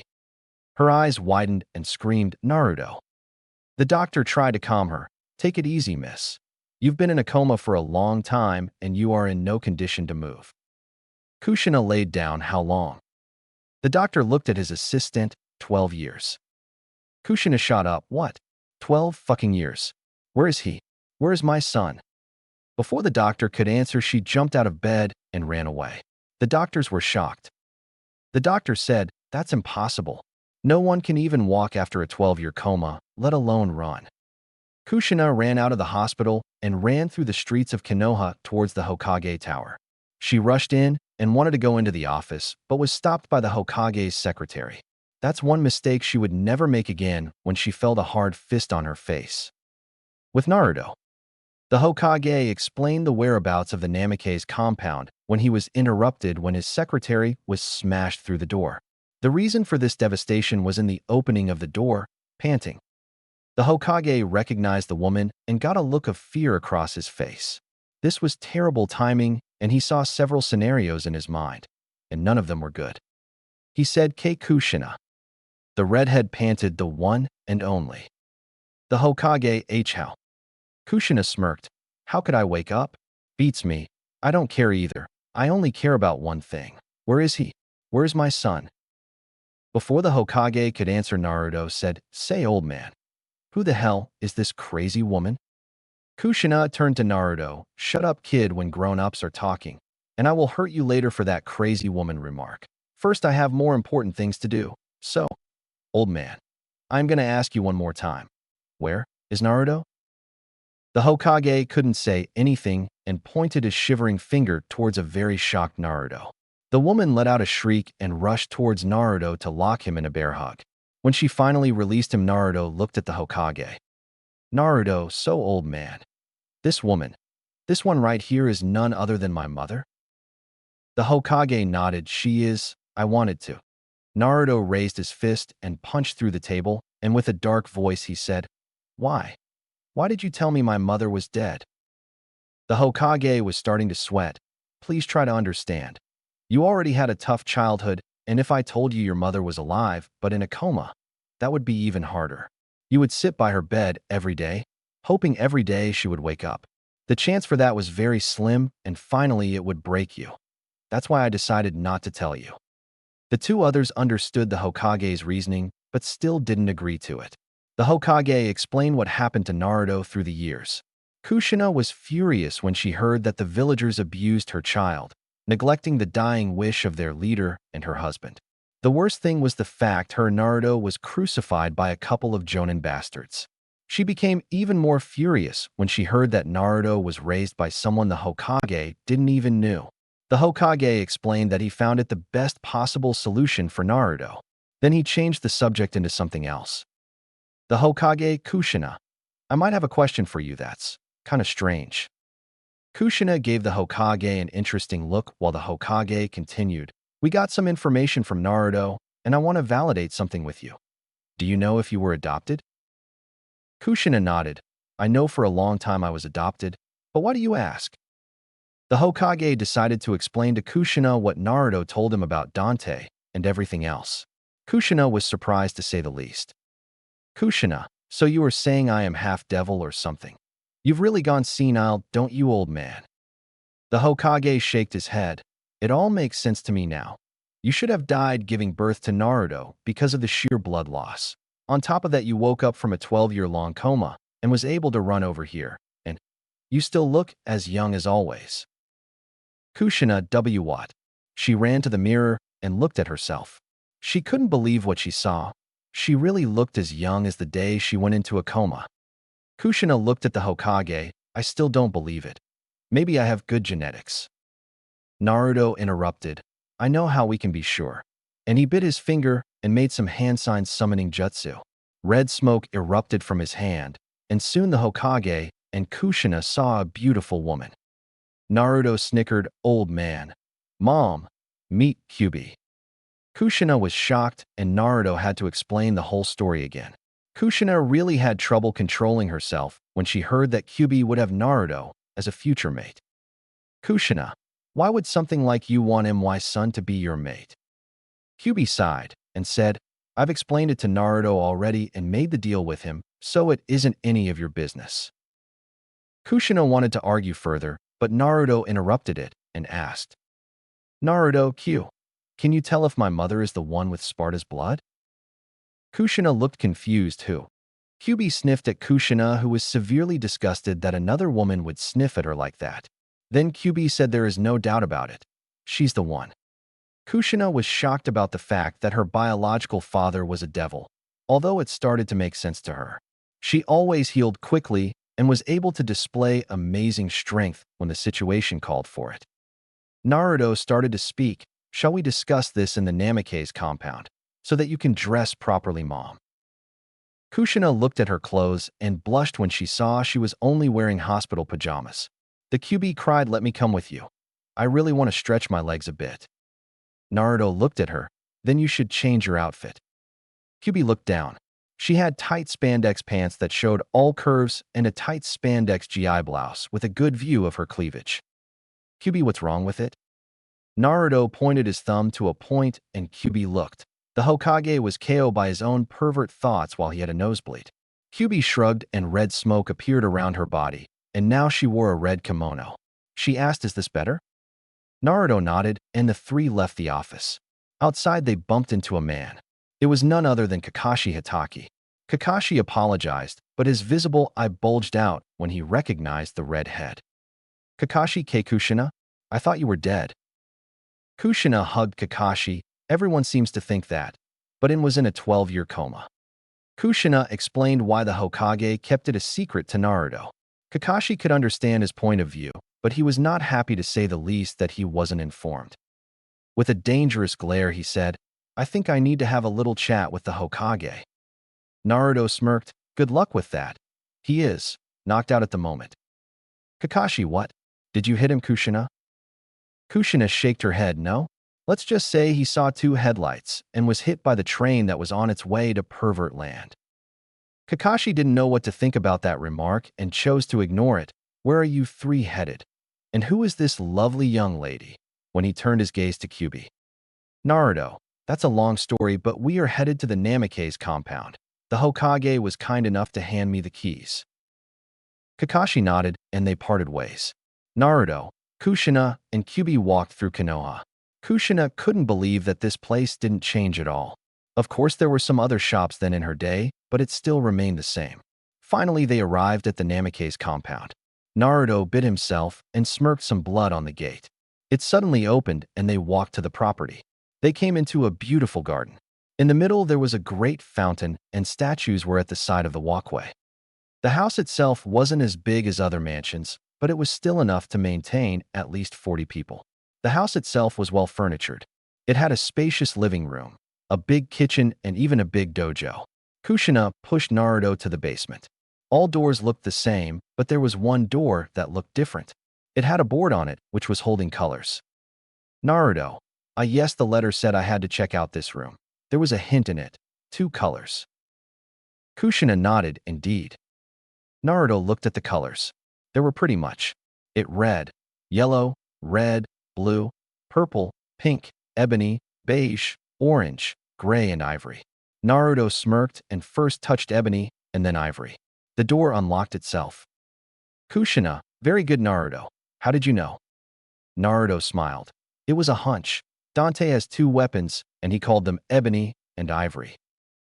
Kushina was shocked. She never suspected that someone else would use a combination like hers. "Kushina, Naruto, that Dante person, what is he like? I just found out that he is my half-brother, and I want to know more about him." Naruto, "Dante is what you can call free-spirited. It seems he doesn't take things seriously. He is a bit sarcastic at times, but he is a good guy when you get to know him, and I learned a lot from him. He is also extremely strong and agile, and he's always serious when there is a job to be done. Kushina, you really seem to admire him. Naruto nodded. I do. He is there to make the difference between good and evil and help the people who can't protect themselves. It's something admirable, and although he can be harsh sometimes, he has his heart on the right place. They both walked into the room, and Naruto saw a lot of books. He asked Kushina what they were. Kushina explained that those were information books. They held information about every clan, family tree, and abilities ever known to her. Naruto thought it was quite handy. If someone attacks him, he would know what attacks he could expect. Naruto knew that he would get a lot of work done in this house. It was big enough to do some training and enough reading material to develop counterattacks against certain techniques. And as a bonus, his mother returned to him. It was very clear for him he would have a blast here. The day after, Naruto returned to the Namikaze compound after a day of boring D-ranked missions. He was really bored, and after having lunch together with his mother, he said he wanted to get some training done. Kushina stood up as well. Naruto, Mom, what are you going to do? Kushina smiled. I was pretty good with swords back in the day, so I decided to help you with training. Naruto, I'm normally used to train by myself, but hey, you can't hear me complaining. They both stood in the dojo. Kushina had her normal sword with her, while Naruto had Repent in his hand. Kushina smiled. Isn't that sword a bit too big for you, Naruto? Naruto shrugged. Nah, I can take it. Kushina rushed at Naruto and made a fierce strike at Naruto. Naruto dodged and was swinging his sword at Kushina. She blocked it barely, and she was losing ground when they were struggling for domination. Kushina jumped backwards and made a series of strange movements with her sword. It looked like there were 6 swords now, and she rushed to Naruto. Naruto didn't know the technique and jumped backwards. He was swinging the sword at his side and used drive to send a shockwave at Kushina. She was caught off guard and fell down. Naruto jumped with his sword raised, and Kushina barely dodged it as the sword went deep into the ground. She made a hand sign and yelled fire style. Great fireball jutsu, and a huge ball of fire appeared. Naruto stood ready to hit the ball away with his sword, and he did. Kushina was surprised at this since she thought he would dodge. She barely got out of the way, and she was stopped by something hard. It was Naruto. He raised his sword, and it was hanging in front of her neck. Naruto, game over, Mom. Kushina laughed. Well done, son. I never suspected you would win. I may have better luck next time. Naruto laughed as well as he removed the blade. Maybe, but who knows for sure, right? Oh, by the way, Kakashi sends his regards. Kushina chuckled. Kakashi did. Did you walk into him again? Naruto shrugged. You can say that. He is one of my senseis. Kushina looked surprised. He's your sensei. What a coincidence. Naruto, what do you mean? Kushina, he didn't tell you? Naruto shakes his head. Kushina, before you were gone, your father and I decided he would be your god brother. Naruto looked surprised. I see. So that's why he always kept an eye out for me when he wasn't busy for ANBU. God, I never would have guessed that my perverted sensei would be my god brother. Kushina raised an eyebrow. Perverted? Naruto nodded. Yep, he reads his little erotic novel all the time, and he doesn't care if he's alone or with other people. Even Itachi-sensei says it's embarrassing. Kushina chuckled. I gotta talk to him about that. Exposing those kind of books in front of children. Who could have thought it? He was so serious when he was a child. Naruto looked surprised. Really? Kushina nodded yes. At first he only thought about the rules. The death of his father made him that way. His father neglected the rules to save his comrades, but in return they turned on him along with the rest of the village. Kakashi's father committed suicide because he couldn't handle it anymore, and after that Kakashi became obsessed by rules. His friend Obito Uchiha changed that after their teammate Rin got kidnapped, and shortly after that Obito and Kakashi saved Rin, but Kakashi lost his left eye. Obito died in that fight, and left Kakashi his Sharingan to replace his lost left eye. Naruto, that explains his Sharingan in his left eye. Kushina, indeed. After that he loosened up a bit, but was still serious. I would never think he would change into a pervert, though. Naruto shrugged. Everyone has something in this line of work. I've seen screwed up people. I met Itachi that looks distant from people and his younger brother. Well, let's just say he thinks of himself like the ruler of the world and could destroy people by just pointing at them. Kushina laughed. Some Uchihas thought like that. They were strong, but not the strongest. The best fighters of the Uchiha clan, however, didn't thought like that. They knew that there were always stronger people and did everything to become stronger. Naruto nodded. If you think your Kekkei Genkai is everything, you will neglect the most basic rule. Become stronger by training and think about the strength of others and your own weaknesses. And then Naruto showed his foxy grin. Take Old Man Hokage, for example. Kushina glared at Naruto. Don't tell me you are trying to fool him. Naruto, of course not. Just a small prank. Although Naruto said that, Kushina still wasn't assured. There was something in Naruto's attitude that made her fear for the worst. In the Hokage Tower. The Hokage woke up after his trip to Lollapurvi Dreamland. He saw Naruto, Kushina, and the beautiful young woman that appeared. He shook his head and asked, how long was I out? Naruto, just for a few minutes. We were just about to leave. The Hokage looked at them. He felt something was off, but he couldn't quite put his finger on it. He chose to ignore it. He said his goodbyes to the group and they opened the door to leave, but were thrown back into the room because they were buried by an avalanche of paper. The Hokage's eyes widened and screamed, "What's going on here?" The secretary was struggling to get inside and she said, "This is today's paperwork. I know it's a little bit more than usual, but it was necessary." Something in the Hokage's brain started to short-circuit and he started to scream of agony. Suddenly a smirk appeared on Naruto's face and said, "Haha, got ya." And Naruto, Kushina, Kyuubi, the secretary, and the buttload of paperwork disappeared in a puff of smoke. It took a while before the Hokage realized what happened. He was the victim of a prank. In a justified rage, he yelled, "Damn you, Naruto." Naruto just came out of the shower. When he was dressed, he walked to the room next to his to find Kyuubi on the bed. When he entered, she opened her eyes, yawned, and stretched. Lazily, she said, "I was just having a nice nap. What do you want?" Naruto shrugged, "Just checking up on you." "So how do you like the new residence?" The Kyuubi chuckled, "It isn't half that bad. It's pretty spacious." Naruto, "Yes, it is. Almost too big for just 3 people. But hey, you won't hear me complaining." The Kyuubi smirked, "You will need all this space sooner or later." Naruto, "I don't think so. Have you seen this place? It can household more than 40 people. The Kyuubi looked serious at Naruto. "That brings me to another important thing, and it isn't something you would like." Naruto looked strangely at Kyuubi. "What is it, Q?" The Kyuubi, "Sooner or later, you will need wives." Naruto's eyes bulged out. Wives? As in, more than one? The Kyuubi chuckled. "Yes. Unfortunately, it's one of the universal laws. When a race runs low on people, their bodies urge to reproduce a lot. The same goes for devils.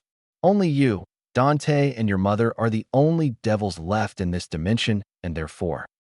Naruto smirked. "You're teasing me, right? Before I became a half-devil, Dante was the only active devil, and he never had the need to settle." The Kyuubi shook her head. "He is a different case. He is much older than he let you know. He knows every aspect of his body and controls the urges of his body, unlike you."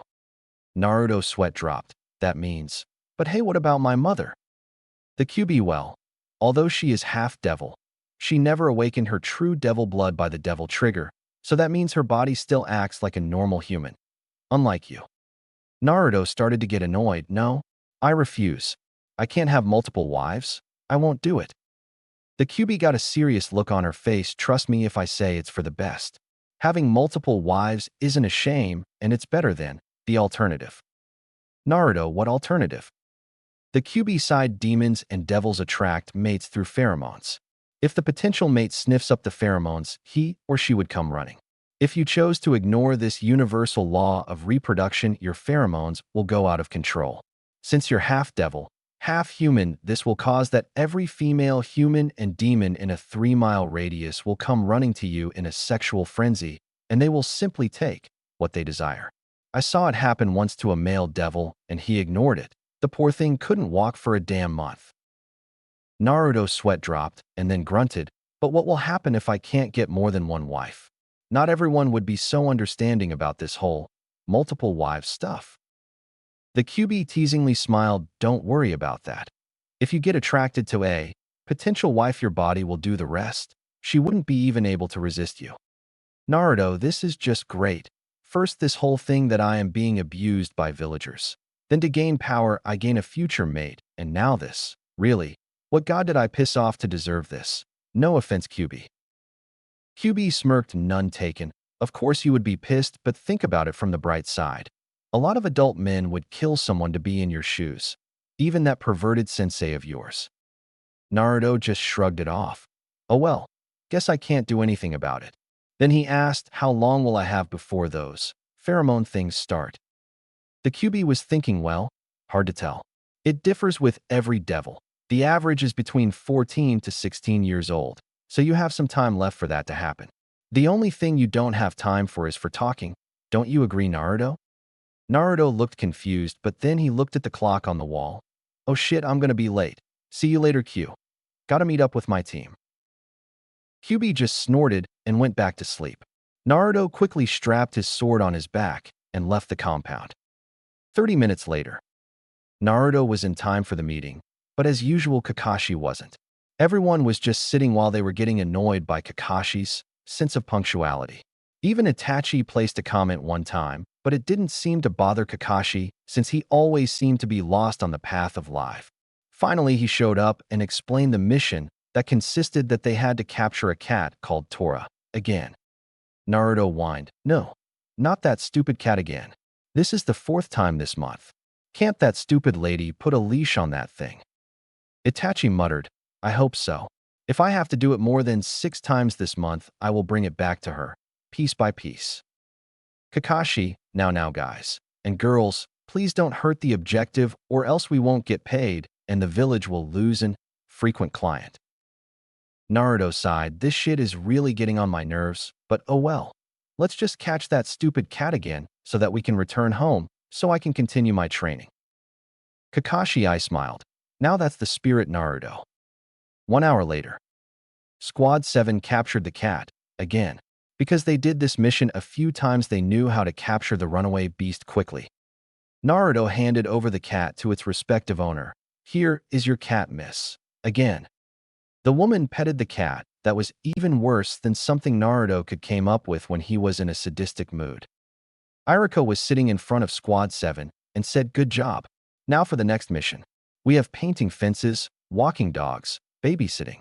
He was interrupted when Naruto started to scream, please no more. Please send us on a real mission. I have enough trouble staying awake as it is. Itachi sighed, the kid has spunk. I like it. The only thing I won't like is that I have the Hokage breathing down my neck when this is over. Tintin decided to support Naruto with a loud yeah. Kakashi, he really has the attitude of his mother sometimes. This is gonna spell trouble for me and Itachi. While the Hokage chuckled, Iruka started to get annoyed and said, who do you think you are? You're just a mere Chunin, which means you can only participate in D-ranked missions. Or must I explain the whole mission ranking system again? Naruto, spare that crap for people willing to listen. Iruka, what did you say? How dare you, you insoha? When he looked at Naruto, he saw he was in a lotus position, snoring. While the Hokage, Kakashi, and even Itachi started to chuckle, Iruka's face went red with justified anger and started to scream at Naruto. After 10 minutes, Iruka stopped screaming because he discovered it wasn't any use at all. The Hokage smiled. Kakashi, would you like to wake Naruto up, please?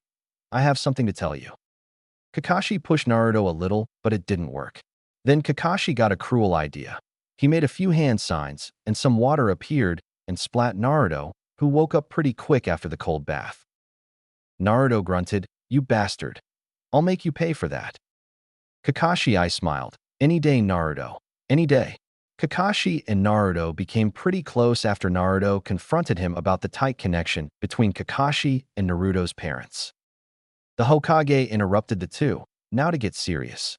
I heard that you want to have a higher mission, and I decided to give you one. Naruto and Itachi smirked while Tintin and Ino let out a little cheer.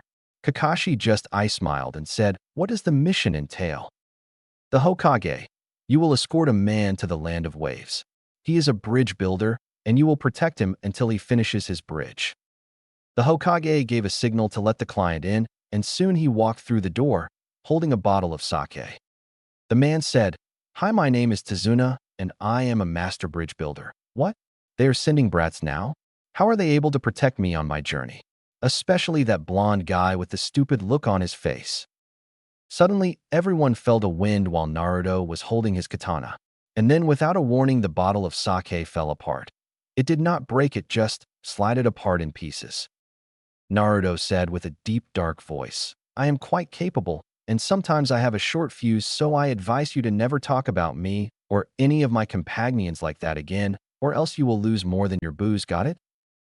Tazuna nodded with eyes big of fear, and the Hokage spoke again with a sigh. Then I would only like to say two things. First of all, you will be accompanied by another student, Sasuke Uchiha. This little bit of information had various effects on everyone. Itachi and Kakashi let out a huge sigh. Sure, Itachi was Sasuke's older brother, but he had such a big ego. Tintin and Naruto cursed under their breath, and only Ino let out a little hooray in her mind. The Hokage smiled. He knew Sasuke wasn't popular in the village except with his fangirls. He only hoped that Naruto would get along with him since he heard what he did to Sasuke on the academy. He continued, and second thing is to end this conversation. You will return to your homes and pack for the journey and equip yourselves. Now dismissed.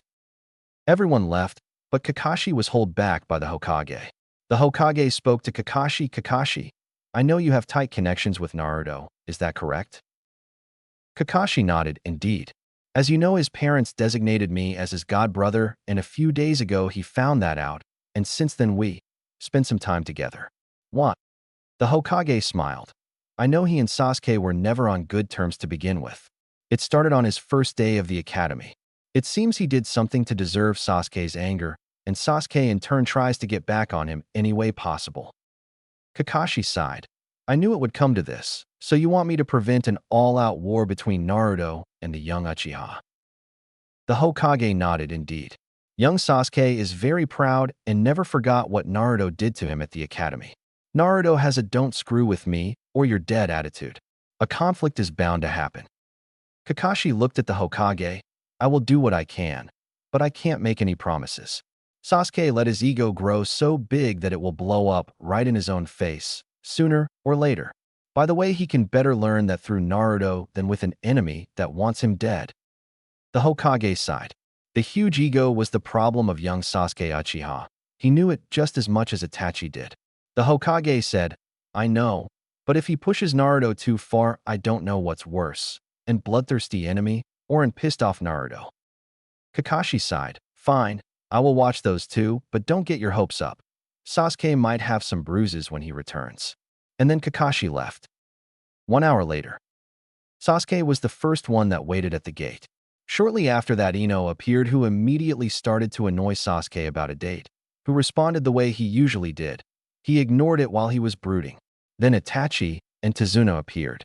Tintin and Naruto also appeared at the same time. He met her when he went to the gate after he made a quick stop at his residence to return Kyuubi to her place. Sasuke snorted when he saw Naruto, but didn't make any comments. 10 minutes later, Kakashi walked to the group while he was reading his little orange book. Kakashi looked up. I see everyone is here. Then let's start walking.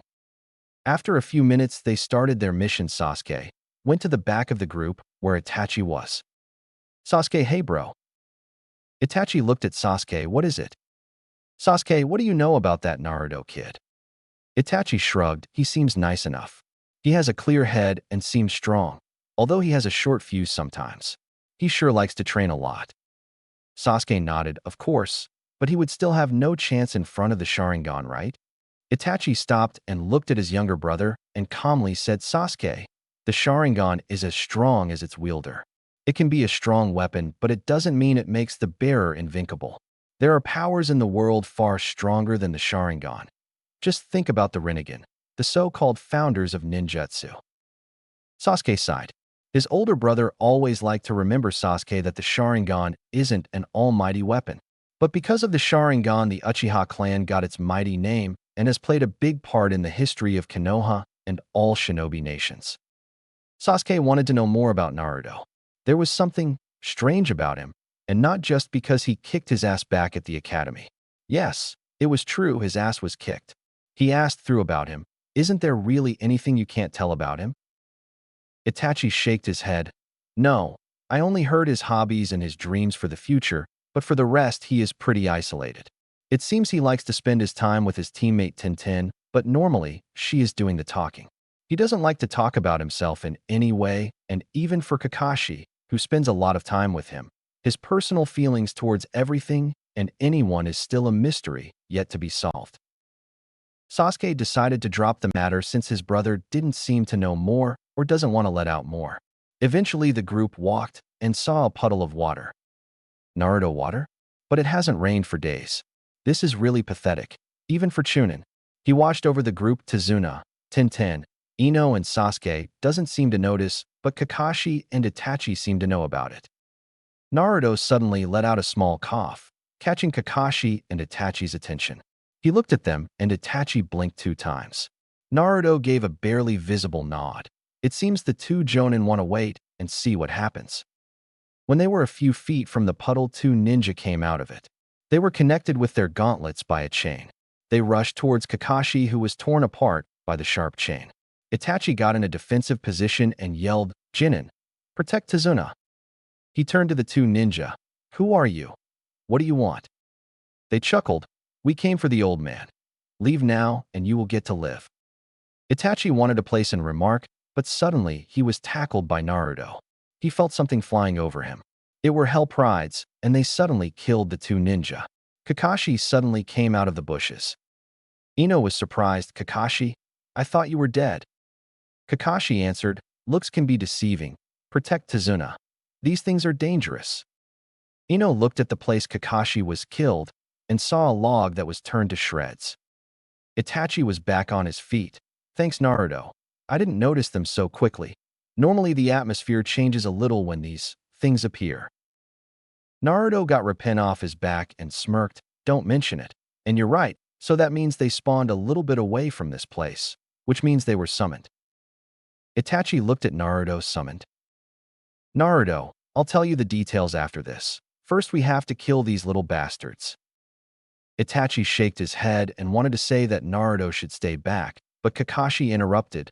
"Let him be, Itachi. You couldn't stop him anyway, and he is quite capable to handle these things. Let's go." And with that the trio attacked. Both Itachi and Kakashi were doing pretty good, although they only had a kunai. Naruto rushed at him with Repent and started chopping away at some Hell Prides. Then suddenly he was surrounded. He smirked and his sword started to glow red, and he smashed it on the ground. All of the Hell Prides were thrown into the air because of the impact. Naruto jumped up while he placed Repent on his back. He got out Yamato, and although it didn't seem like he moved, all of the Hell Prides were gushing out blood. But no matter how much they killed, their numbers kept increasing. Kakashi, darn it. Is there no end to these things? Naruto, it seems not, and that means that there is a higher demon nearby. We gotta kill it before we are overwhelmed with Hell Prides. Itachi, any bright ideas? Naruto smirked. Like I said, kill the higher demon and the Hell Prides will disappear. Kakashi, can you handle these little bastards together with the others so that I and Itachi can take care of the higher demon? Kakashi just sliced a demon in half and gave Naruto a thumb up, indicating he would manage. Naruto gave Itachi a quick nod, and they left to the place the Hell Prides came from. After 2 minutes, they saw the demon. He looked human. He noticed Naruto and Itachi and turned around. He wore a black cloak. He was bald, but his face was decorated with a large beard. You could surely doubt he was demon, if he didn't have those red eyes.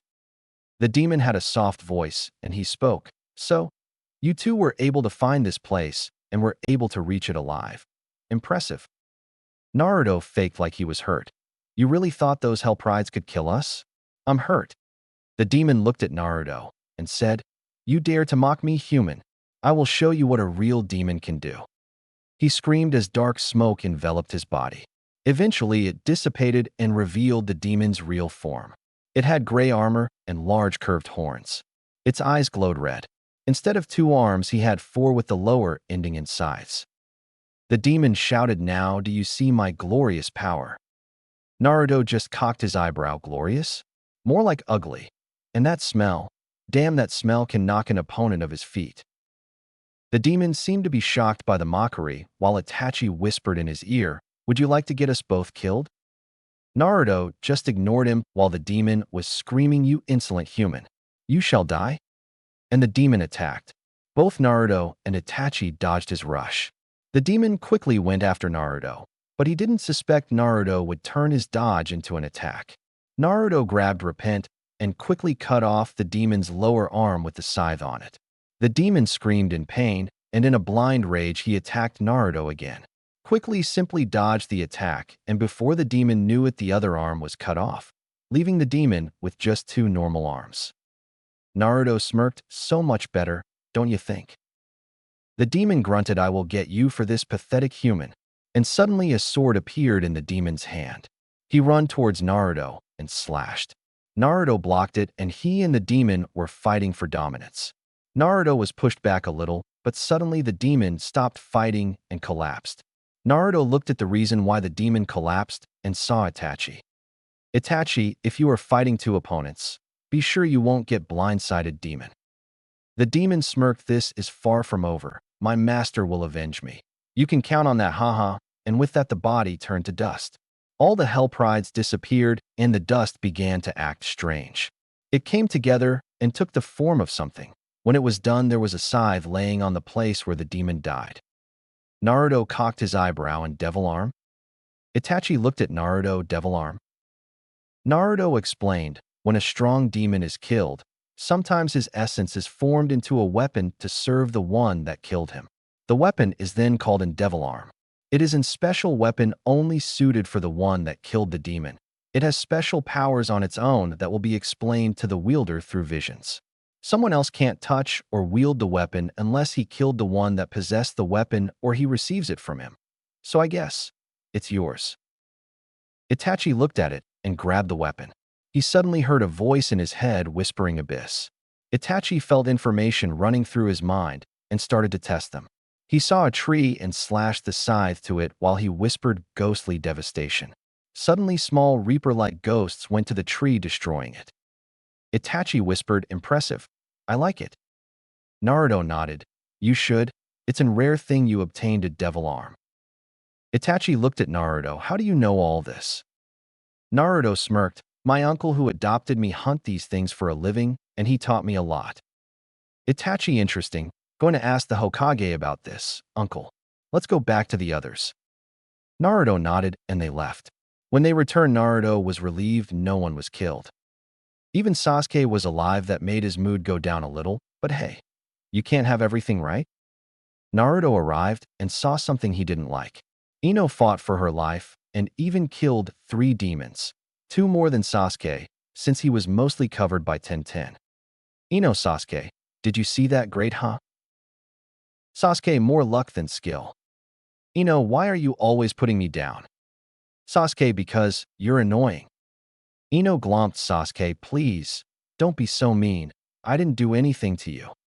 Sasuke hit Ino away with his elbow.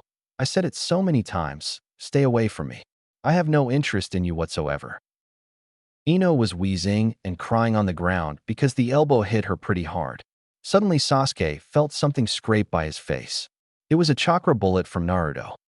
With a dangerous glare, he said to Sasuke, "You're really in disgrace, aren't you? We're supposed to work together on this mission, but you rather hurt one of your own allies. Next time I see you're hurting one of my teammates or any other girl, you will know how it is to live like an eunuch." Sasuke shivered when he saw Naruto's dangerous glare and heard his voice. Kakashi's eye closed half, which gave his visible face and helpless look. He thought to himself, "I should prevent this thing from happening, but he deserves it.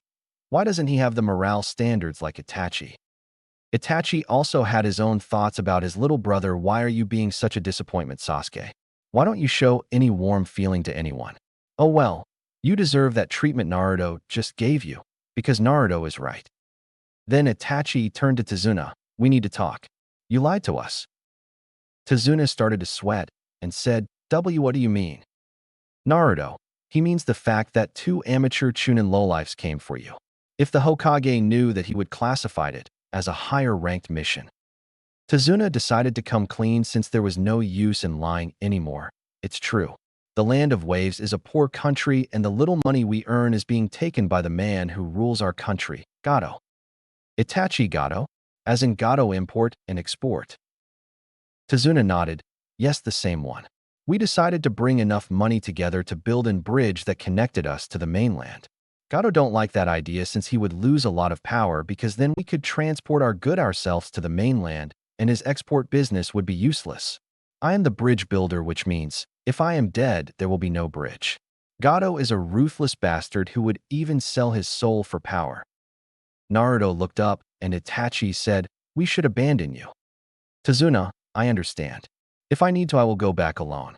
Of course, I will be killed by Gato's goons, and my family will cry every day wondering why I had to die. My grandson would of course curse Konoha to the deepest pits of hell because they had the power to protect me. But oh well, orders are orders, right? Most people got a guilty look on their face. Naruto thought, nice one, old man, playing the guilt card like that. You're really a good card player. Let's see how Kakashi and Itachi will react to your bluff. Kakashi said, well, squad, what about it? Shall we continue or turn back? Naruto, of course we will go on. I've waited so long for a real mission, and I am not going to back down now. Tintin, I agree with Naru. I agree we go on as well. Ino, I don't know you guys. This isn't something we signed up for. Sasuke, HN. Let's keep moving. Itachi, then it's decided. This mission is off the scope, which means if either me or Kakashi decide the mission has become too dangerous, we will abort it immediately. Understand? That night, the group set up camp and Naruto said he would gather some firewood. He walked into the forest and searched for some good pieces. He got some and wanted to return, but was stopped by Itachi. Itachi looked at him and said, I think you have some explaining to do. Kakashi, who was standing nearby, also said, yes, indeed. Naruto sighed. He knew this day would come eventually. Naruto, my uncle Dante, who adopted me when I was 4, hunts these creatures called demons for a living. Since I was young, he was training me and passed down a lot of knowledge onto me. Itachi, you told me that before, but that doesn't explain the power you have to fight those things. Naruto smirked, that's simple, a good diet and a lot of liquids. Kakashi, cute, but we don't buy that. Naruto sighed, there is no way I can fool you, right? Both the Jonins got a serious look on their faces and Naruto decided to come clean. He explained everything. Itachi was amazed. Kakashi, on the other hand, was shocked. The wife of his sensei was a half-devil and Naruto as well. Kakashi, so, you're a half-devil with extraordinary powers. The QB is actually a she and she helped you, and in return, she wants to be your, mate. Naruto nodded, that's about it. Of course, this is supposed to be a secret, and I discussed it with the Hokage already that if I have to use my devil trigger on this mission that we could explain it, as in Kekkeigenkai. Itachi nodded, that would be a plausible explanation. That way no one suspects anything about your heritage. Naruto, right. Now let's go back to the others before they start to suspect something. The 3 people returned to their camp. Sasuke gave them a suspicious glare, but didn't ask anything, because he knew neither Itachi and Kakashi would answer, and Naruto would only give stupid or sarcastic remarks. Strangely enough, it was Ino who started a conversation around Naruto. She looked at Naruto's hands a few times and noticed something strange. Ino, Naruto, may I ask you something? Naruto looked at Ino, sure. Ino, I saw the palms of your hands and I noticed that you have a big scar on each one on the exact same location. Kakashi and Itachi startled since they both heard what happened to Naruto when he was little. How will Naruto react on that question? Naruto smiled. I can tell you guys, I wasn't popular enough when I was a kid and some Jonins thought it would be nice to crucify a defenseless child of 4 years old. Ino, Tintin, and even Sasuke looked shocked at Naruto, and Tintin cried out, that's terrible. Sasuke, humph. Just a story to make yourself look important. Ino, shut up, Sasuke. Before Sasuke could respond, Itachi came into the conversation. It is true. Naruto was an orphan and was abused, beaten, and tortured a lot. Of course, the Hokage tried to stop it, but he can't see everything. One day, his uncle came to the village by chance and saw a boy who was crucified after he was abused. He took care of the Jonin who did that to him, and he quickly found out that the child was his nephew. He went to the Hokage and decided to take away Naruto for his own protection and for training. Naruto glared at Itachi while a little bit of humor was in his eyes. You know more about me than I do. You should be my biographer. Itachi turned away his head. It's information every Chunin gets when they graduate. You're one of the most extreme cases we had in Konoha, and we made an example how to respond to that kind of situation. Sasuke just glared at Naruto. Ino noticed it and said, yeah, you're not the only one with a hard pass, Sasuke, and at least Naruto didn't become a jerk like you. He's twice the man you will ever be. Ino immediately made a statement that she isn't his fangirl anymore, not after what he did to her. Sasuke growled and wanted to jump up, but one glance from Naruto stopped him. In his mind, he already made up that he will get Ino for her insolence. If he couldn't get Naruto, he will simply take his anger out on Ino. Later that night, Sasuke had a very interesting conversation with Itachi. Sasuke, big brother, what you said earlier about Naruto, is it really true? Itachi nodded. It's true. The story is far less gruesome than the real thing. I can tell things about what happened to him to give you nightmares. The people who had sympathy for Naruto when he was young still have them. When we return at Konoha, you should ask about his youth to Kurenai Yui. She can tell you enough horror stories about Naruto's youth to last a lifetime. Compared to him, our suffering about losing our family and friends is nothing. Sasuke snorted, like what? Now I'm getting interested. Itachi sighed. Sasuke was developing an unhealthy interest in Naruto, and he said, I don't know the specific details, but I heard he was haunted, abused, and tortured almost every week. Some even used powerful genjutsus on him. Sasuke, then how can he be so cheerful at times?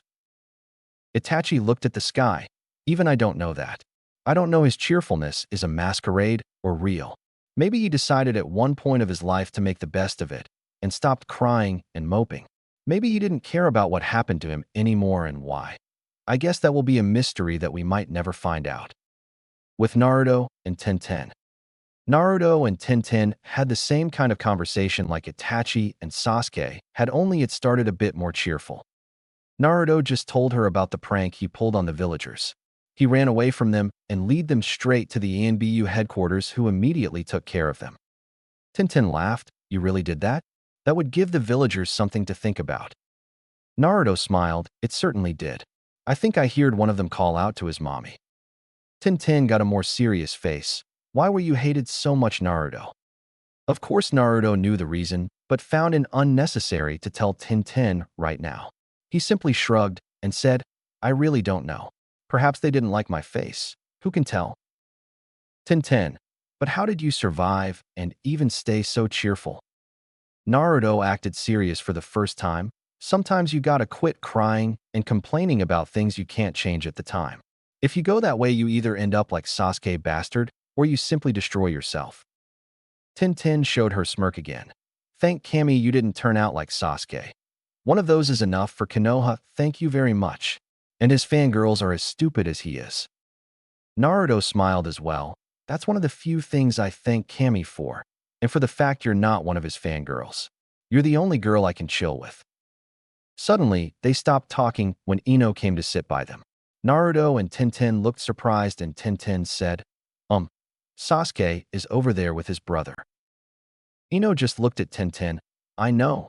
That's why I am sitting here, far away from him. Naruto smirked. Well, look here. Someone received a bad wake-up call and faced that the brooding dark superhero is actually a good-for-nothing attention getter. Ino got a mad look on her face. I'm done with him. He treats his fangirls like garbage and ignores them, but that elbow hit he gave me was enough for me. I've been an idiot. But not anymore. Naruto nodded. Good. Then you can finally move on with your life and do more useful things, like training. Ino smiled. Perhaps I will. But be careful. I might get stronger than you. Naruto startled a bit. He didn't expect that response, but then he smirked and said, yeah, right. The day that will happen is the day that hell freezes over. They talked a bit and then decided to go to sleep. They didn't know what will happen tomorrow, but if something happened, they need their rest. The next day, the group woke up and started walking.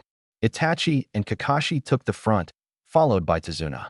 After that came Sasuke, who walked alone, and after that came Naruto, Ino, and Tenten.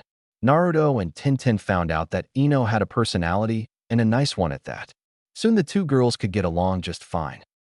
Naruto walked a bit faster until he reached Kakashi. Kakashi looked at him and said, "Is there something you wanted to say, Naruto?" Naruto walked next to Kakashi. "I've been thinking." "Kakashi, that's a surprise." Naruto snorted, very funny. "I've been thinking about the demon attack from yesterday. It was a little bit too convenient that a larger demon appeared on our way to escort Tazuna back to his home." Kakashi looked strangely at Naruto. "What do you mean?" "Naruto, I started thinking when Tazuna said a simple sentence, Gato is a ruthless bastard who would even sell his soul for power. I think maybe he has." Both Itachi and Kakashi gave Naruto a strange look, and Naruto sighed. Normally higher demons doesn't involve themselves with humans. But sometimes a higher demon can be tempted to offer his services to humans for a payment. Unfortunately for the summoner, demons doesn't accept money, rather their soul. "Itachi, it could be a possibility. It is strange that stronger demon appeared at that location. So it's also possible that we meet more demons along the way." Naruto nodded. "Indeed. I just want to find out how strong that demon is. If the demon we killed was his strongest servant, it could be a possibility that the higher demon would show himself if he thinks Gato's soul is worth it." Kakashi looks disturbed at Naruto. "You really get a kick out of fighting those demons, don't you, Naruto?" Naruto shrugs and smiles. "They only live to torment humans, so someone has to deal with them, and those fights are more interesting than with other ninja. What can I say? I like a challenge. Dante said it's in my blood." Itachi looks at Naruto. "For your sake, I hope that urge won't be the end of you someday, Naruto." The group didn't notice they were followed by two creatures. They looked more like shadows because they were concealing themselves. The first one said, "It looks like that idiot got himself killed by mere humans. What a disgrace." The second one nodded. "You're right, brother. He always had a big mouth about his abilities. I'm glad they killed him so that we don't have to hear him bragging about how strong he was." The first one said, "They all look pretty pathetic except that blonde one. I don't know, but there is something different about him." The second one said, "You're right. He looks the most capable of them. But it wouldn't matter. A human is a human, and they are no chance for us, let alone our master." The first one responded, "You're right. We let those two hired ninjas do our dirty work. Only I'm still not comfortable about that female. She is too soft." The second one nodded, "But strong for human terms. We'll see what happens and intervene if necessary." They wanted to leave but heard a click sound. They turned around and saw a man with white/silver hair dressed in red. One of the creatures hissed, "Dante the Dark Knight, the son of that traitor Sparta. What are you doing here?" Dante smirked.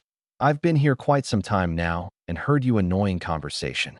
You know I really hate Siamese demons. They're annoying. So, who are you working for and what is he planning?"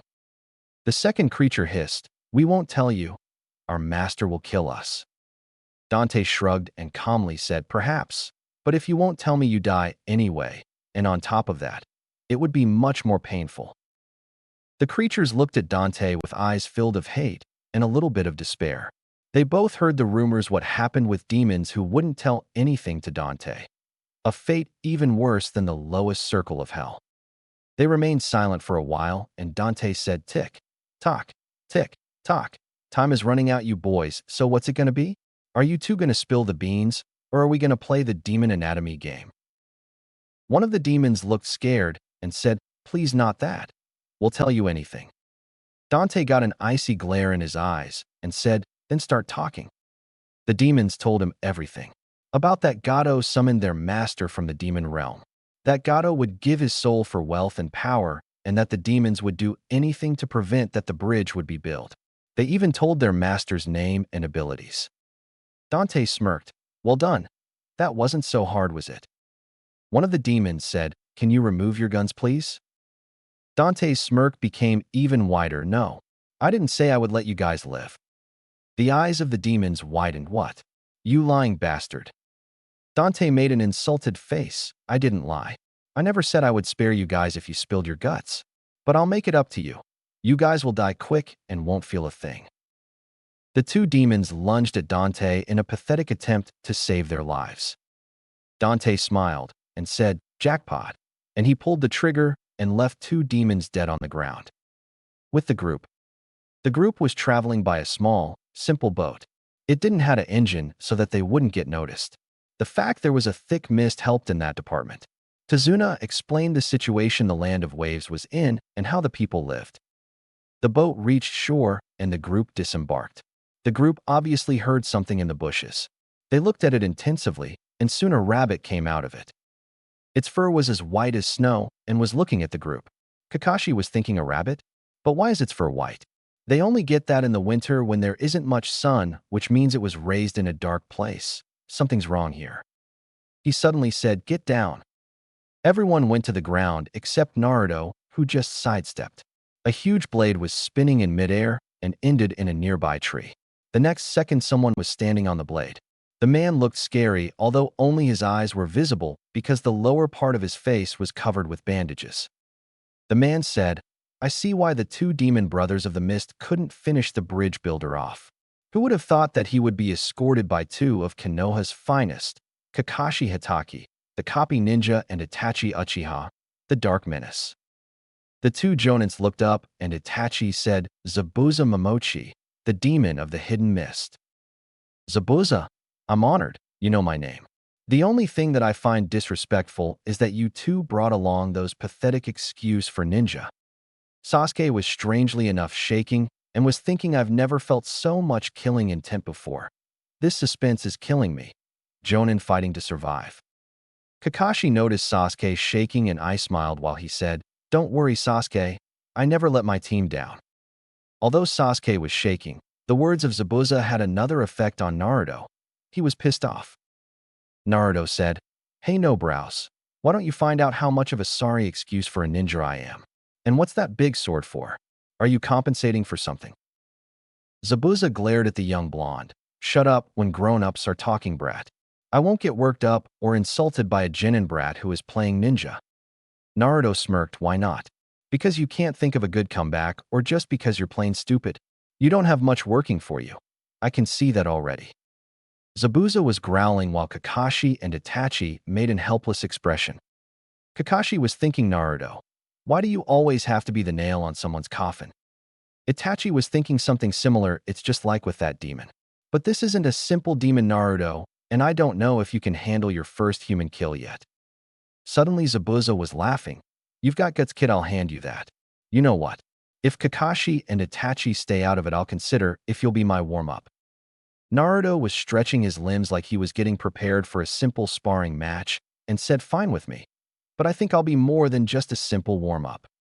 Itachi said, "We won't allow that, Naruto. It's just 2. Suddenly Kakashi raised his arm in front of Itachi and said, "We agree. But Naruto, be careful. He didn't get the title of Demon of the Hidden Mist for free, you know. Those kind of names are earned." Itachi looked surprised at Kakashi and said, "Kakashi, what do you think you're doing?" Kakashi leaned over to Itachi. "Naruto revealed his heritage last night, and I just want to see how far those abilities go. In the worst case, he gets beat up a little, and we can intervene." Naruto got repent of his back, and Zabuza whistled and said, "So you like swords too? I gotta say it's excellent craftsmanship. But weren't you talking about compensating for something?" Naruto shrugged. "I'm compensating for all the ugly faces around the world like yours. I chop them off and make the world a more beautiful place. Unlike your meaning of compensation." A vein popped out of Zabuza's head and yelled, "Enough!" and he rushed at Naruto. Naruto thought he's pretty fast for such a big guy, and he blocked Zabuza's attack with repent. The 2 started a fierce sword duel. The 2 fighters proved that their skills with a sword was excellent. Every time Zabuza striked, Naruto blocked, and the same thing happened when Naruto striked. At one point, the 2 swords connected, and the 2 were in a deadlock. Naruto slowly started to slide his sword against Zabuza's so that small sparks appeared between the blades. Zabuza lost his focus on the deadlock for a part of a second, and Naruto took his chance. He pushed Zabuza's sword away and kicked him in the midsection. Zabuza made a smart move and turned his body backward so that the hit would only scamp him. The 2 took their distance, and Zabuza said, "Not bad, brat. Your skill with a sword is impressive, but you'll need more than sword skills to win against me." He quickly put the sword on his back and made some hand signs. Itachi could clearly see with his Sharingan what he was planning. Zabuza stopped with the hand signs and said water style, water dragon jutsu. A dragon made of water appeared and rushed at Naruto. Naruto smirked and jumped high in the air. Suddenly, some sort of platform made of energy appeared, and Naruto jumped higher, so that he was jumping over the dragon made of water, and Naruto said, while he was descending at Zabuza's direction blade of wind. Suddenly, Zabuza gushed out blood when Naruto hit him. He had a huge slash wound on his chest. The eyes of Kakashi and Itachi widened. Kakashi thought a nature-type jutsu? That's way too advanced for Chunin. Itachi a nature attack? He has been trained well. Zabuza looked surprised at Naruto while he was thinking that brat even wounded me. I've underestimated him. I guess I have to get more serious. I'll kill him first and then retreat in the mist so that Kakashi and Itachi can't take advantage of me in my weakened state. Zabuza said while he closed his eyes. Ninja art. Hidden mist jutsu. Suddenly a thick mist appeared around the area, and Zabuza laughed ominously and said, I have to say you had a good run, brat. You even convinced me that you're worthy to be called a ninja, but now your life is about to end. Naruto closed his eyes and said, Don't be too sure about that. Zabuza laughed, persistent to the end, huh? I like it.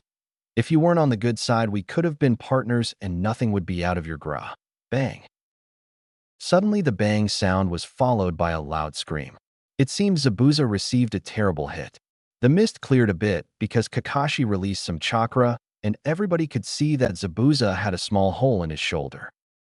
Zabuza panted of pain, and while he was holding the wound, he said, How did you find me? Naruto, although you like to use water techniques, you should really consider to take a bath. Oh, and your big mouth also gave you away. Suddenly the atmosphere seemed to change a bit, and Zabuza was looking around and said, What are they doing here now? Suddenly a swarm of Hellprides appeared and attacked Naruto and the others. The strange thing was that none of them attacked Zabuza while he was so much closer. In the chaos of the fight, someone else appeared. It looked like a hunter ninja, but instead of killing Zabuza, the hunter ninja helped him up and bunshined away with him. Naruto yelled while he was slashing Hellprides, Damn it! You good-for-nothing coward. Kakashi shouted at Naruto, Leave it be, Naruto. Protect Tazuna. Suddenly Kakashi saw something strange. Out of nowhere a scythe appeared, and Itachi was slashing away at the demons. A few of them formed a group and rushed at Tazuna. Itachi whispered ghostly devastation, and ghost-shaped like reapers totally destroyed the small group of demons. The battle was short but fierce, and soon all the demons were dead. Naruto was swearing about the fact Zabuza escaped. Itachi said, We can't do anything about the fact Zabuza escaped, Naruto, so just drop it. At least he failed at killing Tazuna. Kakashi turned to the group and said, Oh well, let's just go to Tazuna's house so that we can rest. The group started to walk, and Kakashi walked with Itachi and said, That's an interesting weapon you used, Itachi. I've never seen you use it before, and I couldn't see where you pulled it out from. Itachi, I've just got it recently, when I defeated that demon. Naruto called it in Devil's Arm. Basically, it's the essence of the demon forged into a weapon with special powers that only grant its services to the one that owns it. Kakashi, I see, but it still doesn't explain where you store that weapon. Itachi smiled. It's hard to explain. When you receive that weapon, it's like it's giving information to you on how to use it. You can summon it at will, and it disappears again when you don't need it. Kakashi, I don't get that, Naruto. Every time we ask about this kind of things, he's very mysterious about it. Itachi shrugged. I'm sure he has his reasons for that. Maybe he is holding back information that can get us in trouble, or maybe he doesn't trust us completely. Yet, that's also a good option if you consider the way Konoha treated him in the past. Kakashi, but he trusts me. I'm sure about that one. Itachi, well, like I said, I'm sure he has his reasons. For example, can you imagine how ninja will react when they hear they can obtain powerful weapons by defeating powerful demons? Kakashi nods. I'm sure the ninja will organize a massive demon hunt in the hope they will obtain such a weapon like yours. Itachi, exactly. And there is a big chance they will be wiped out. Not everyone can defeat those higher-ranked demons. Kakashi sighed. Since Naruto came, things got much more complicated. And then to think about that mysterious Dante character. Itachi nods. He is a mystery indeed. We only heard stories from him, but no one could ever give a good description about him except white/silver hair, shaped like a mop, just like Naruto's. Kakashi, well, we know he isn't evil. He fight those demons and he's quite good at it. And so is Naruto. Sometimes I really get the feeling he didn't show us his full strength yet. Itachi smiled. You're quite observant nowadays, Kakashi. Of course he didn't show us the full extent of his power. I would be surprised if he showed us half his strength. Kakashi looked surprised at Itachi. And why do you think that? Itachi shrugged. He takes things too easy when he is fighting. He always show his smirk, and even when we fought against that higher-level demon, he wasn't really serious. The two stopped the conversation because they finally reached Zabuza's house. The group entered, and Tazuna said, Tsunami, I'm home. A woman around her 30s came down the stairs and sighed relieved and said, Father, I'm so glad you're back. I thought you would have been killed. Tazuna smiled and said, I would have been if these fine ninja didn't protect me. Tsunami bowed and said, Thank you for your kindness. Itachi bowed as well and said, You're welcome. We didn't have much of a choice. If we left your father, it would stand against all the things we believe in. Someone else came down the stairs. It was a small boy. He had a sad look in his eye, but when he saw the ninja, he looked annoyed and went back upstairs. Tsunami smiled. That was my son Inari. He's a bit quiet since his father and later his friend were killed, but he will loosen up later. Later that evening, during dinner, the group of Konoha, Tazuna, Tsunami, and Inari were having dinner. Tazuna and Tsunami explained everything that happened in the Land of Waves, about how Gato treated the people of this land, and when a hero stood up against him but was murdered in the process, breaking the spirits of almost all inhabitants. Only when they decided to build a bridge, hope started to rise again. Kakashi, so Gato will use all his power to prevent that the bridge is being built? Tazuna nodded, indeed. And he has a lot of power. Power in the terms of hired bandits and assassins. Some people also say he is a practitioner of the dark arts. Kakashi, dark arts. Tazuna, yeah, the usual stuff. Slaying goats, holy sacrifices, chants, and all those kinds of mumbo-jumbo. But that's just crazy talk.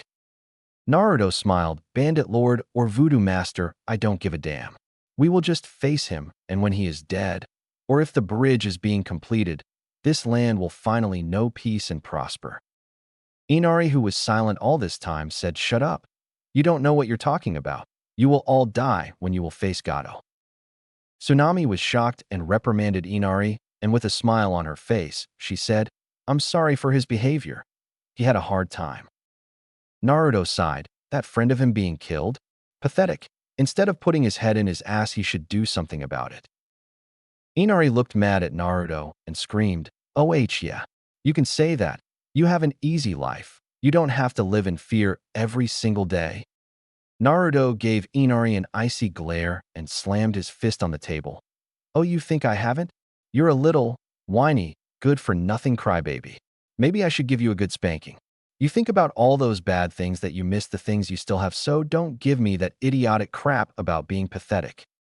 Kakashi looked at Naruto and said, That's enough, Naruto. That's too much. Naruto snorted and got his coat and mumbled, I'm going to get some fresh air. And looks from his teammates followed him until he slammed the door shut behind him. Inari left the table as well, only he ran upstairs to his room. Tsunami looked strange and asked, What was that all about?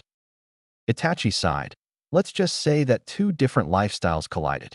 Naruto had a more terrible time than Inari, but decided to quit crying and do something about it, while Inari keeps on crying and whining about all the bad things that happened while he has a mother and grandfather to fall back to, unlike Naruto. Tsunami, I see, but shouldn't any of you follow him?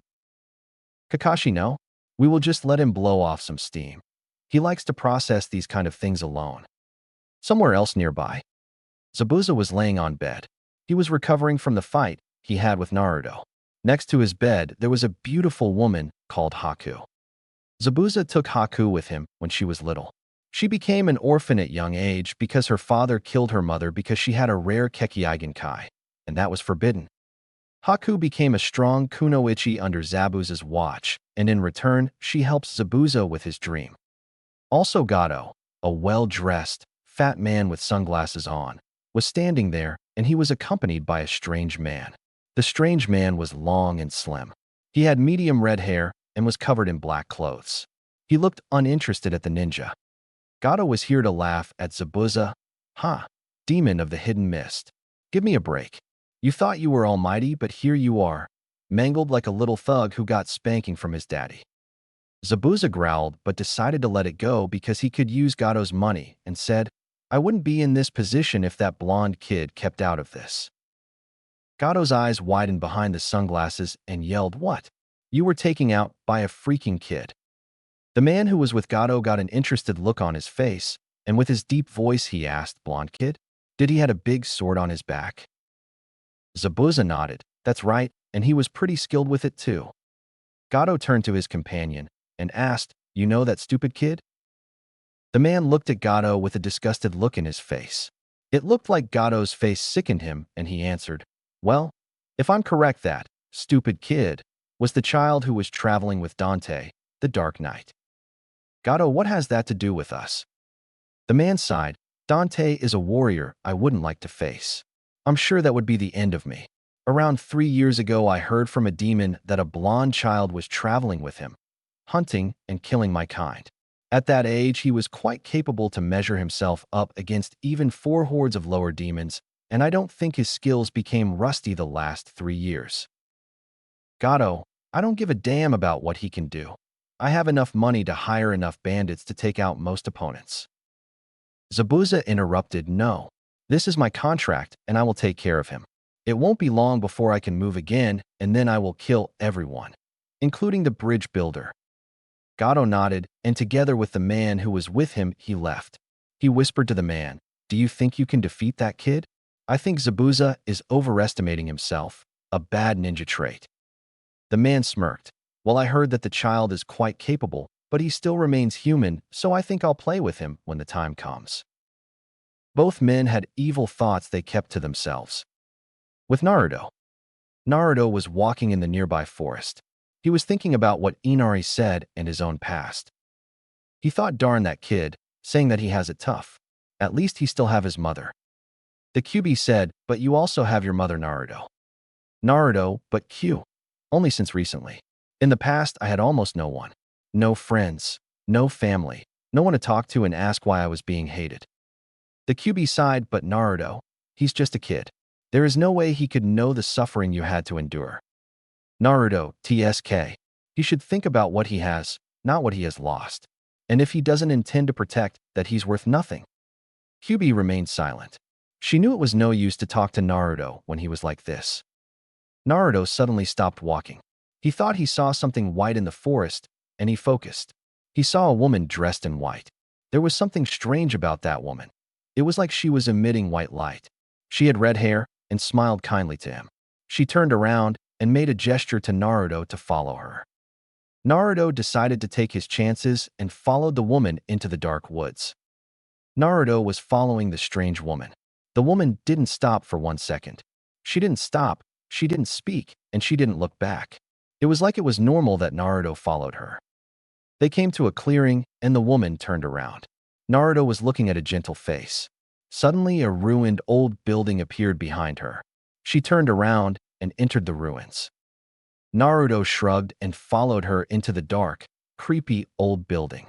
The moment Naruto stepped into the ruins, a heavy stone door fell down and entrapped him. There was only one way Naruto could go, straight forward. The next room was very dark. He could barely see his own hand before his eyes. From 1 minute to the next, candles lit. He saw the woman he was following clearly now.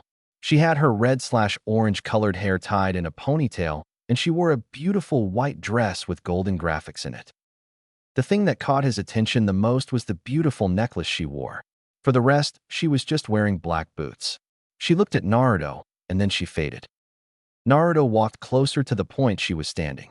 He saw a big piece of stone with seals around them. In each of those seals there was a word. One said justice, the other said love, the other said intelligence, and the last one said friendship. Naruto stretched out his arm, and touched the seal that said justice. Suddenly, he heard a child screaming. He looked to the way it came from and saw a small child running while he was holding bread. The child was followed by a big adult who was holding a big knife, and he was screaming, "Come here, thief, so that I can cut your arm off." Naruto was surprised when that child took cover behind him. The big adult stopped in front of him and said, "Hey boy, turn over the child. He's a thief, and the law says that thief's right arm is cut off." The child let out a little scream and said, "But mommy and daddy are hungry. You refuse to give them bread because they are different than other people." The adult snorted and said, "It serves them right. They don't belong here." And the big man turned back to Naruto. "So kid, what's it gonna be? Are you gonna turn him over or not?" Naruto seemed to think and said, "And what if I pay for the bread he stole?" The adult said, "For the likes of him, I don't accept money." Naruto smirked and said, "I won't turn over the child." The adult looked surprised and said, "Fine, then I will get the guards." And the big man turned around and walked away with big, angry steps. The child smiled to Naruto and said thanks and ran away. Naruto could clearly see that the seal justice was removed. He walked back and touched the seal love. Naruto saw flames erupting from the walls and slowly, but surely a sentence formed, and Naruto read it out loud. "Love makes people fly without wings and make the impossible possible, but love is not without risk. What is the price you must pay if love goes the wrong way?" And 3 pedestals with words on it appeared. The first pedestal said, "Pain and suffering." The second said, "Hatred and humanity." And the third said, "Sacrifice and sorrow." Naruto looked at the 3 pedestals for a long time. In his view, either one could be the correct one, but also the wrong one. He decided to take a chance by his reasoning. If love goes the wrong way, and the opposite of love was hate, he chose the option hatred and humanity. The sentence changed. With love you risk the chance of hatred, and hatred eats away one's humanity. Proceed. Naruto turned around and saw that the seal of love was gone. He noticed that the word disappeared and only one letter remained. With love, only the O remained, and with justice, only the E remained. Naruto shrugged and chose the next one, that was intelligence. The flames appeared again, and soon another sentence was on the wall. Naruto read this one out loud, as well: "Many empires were built with my help. I can be used for war and peace at the same time. I can be cheap and expensive. With my help you can protect the ones you hold dear. What am I?" And yet the 3 pedestals appeared. The first one was a sword, the second one was mankind, and the third one was stone. Naruto looked at the sentence and the pedestals and quickly discarded mankind. He reduced his chances to 50 to 50. Both things, sword and stone, have been important to mankind. He seemed to think, and then suddenly he felt the weight of Yamato. Naruto saw this as a sign and touched the pedestal sword. The riddle changed and another sentence appeared. "Wars are won with the sword and expand empires. Swords are used to bring war or preserve peace. Steel is cheap while a made sword is expensive. The main reason swords were created is to protect the ones you hold dear. Proceed." Naruto turned around and saw the word intelligence fading and only the letter N remained. Naruto walked over to the last seal and touched it. He turned over to the wall and expected he would have to answer another riddle. He saw something in the corner of his eye. It was Tintin, but he also saw she wasn't alone. A big demon was behind her. She ran over to Naruto, but he saw in a quick glance she wasn't going to make it. He trusted on his instincts and threw himself forward. The demon thrusted his big sword forward, but Naruto was just in time to save Tintin. Instead of stabbing and killing Tintin, the demon stabbed Naruto. Tintin turned around and screamed Naruto. Only it sounded like an echo because she was fading. And she wasn't the only one that was fading, but the demon as well. Naruto looked down and saw that the wound the demon inflicted was gone. He turned around and saw flames that spelled the letters that were on the previous seals. He saw the letter Yonar. Naruto looked and scrambled the letters and said Nero. The letters made out of fire turned to the good direction and spelled Nero, and the big stone structure exploded. He saw a man that looked a little bit like Dante, but his attire was different. He was wearing a long blue-purple coat, a red zip-up vest with a hoodie, and underneath that he was wearing a navy muscle shirt. Behind him, there was a blue ethereal form of a demon that looked down on Naruto, and the person started to speak. I am Nero. I lived a long time ago, and a long time ago it was when I died. You who have found this place and completed the trials is worthy of my help. Now my soul can finally rest in peace, and I can join my beloved Kairi. May my power help you on your path. And then Nero transformed into a small ball, and it rushed at Naruto. Naruto's body absorbed the small ball, and he could feel that information was running through his head. He looked at his right arm, and it suddenly transformed into a red scale armor-like arm with strange blue patterns running through it. Naruto gave an impulse to his arm, and his arm changed back to normal. Naruto smiled and softly said, Devilbringer, hey, I can use this. If I ever cross roads with Dante, I'll ask about this little development.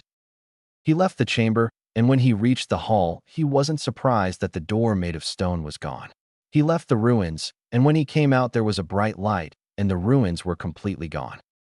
Naruto walked back to Tezuna's house, and he saw Kakashi standing in front of it.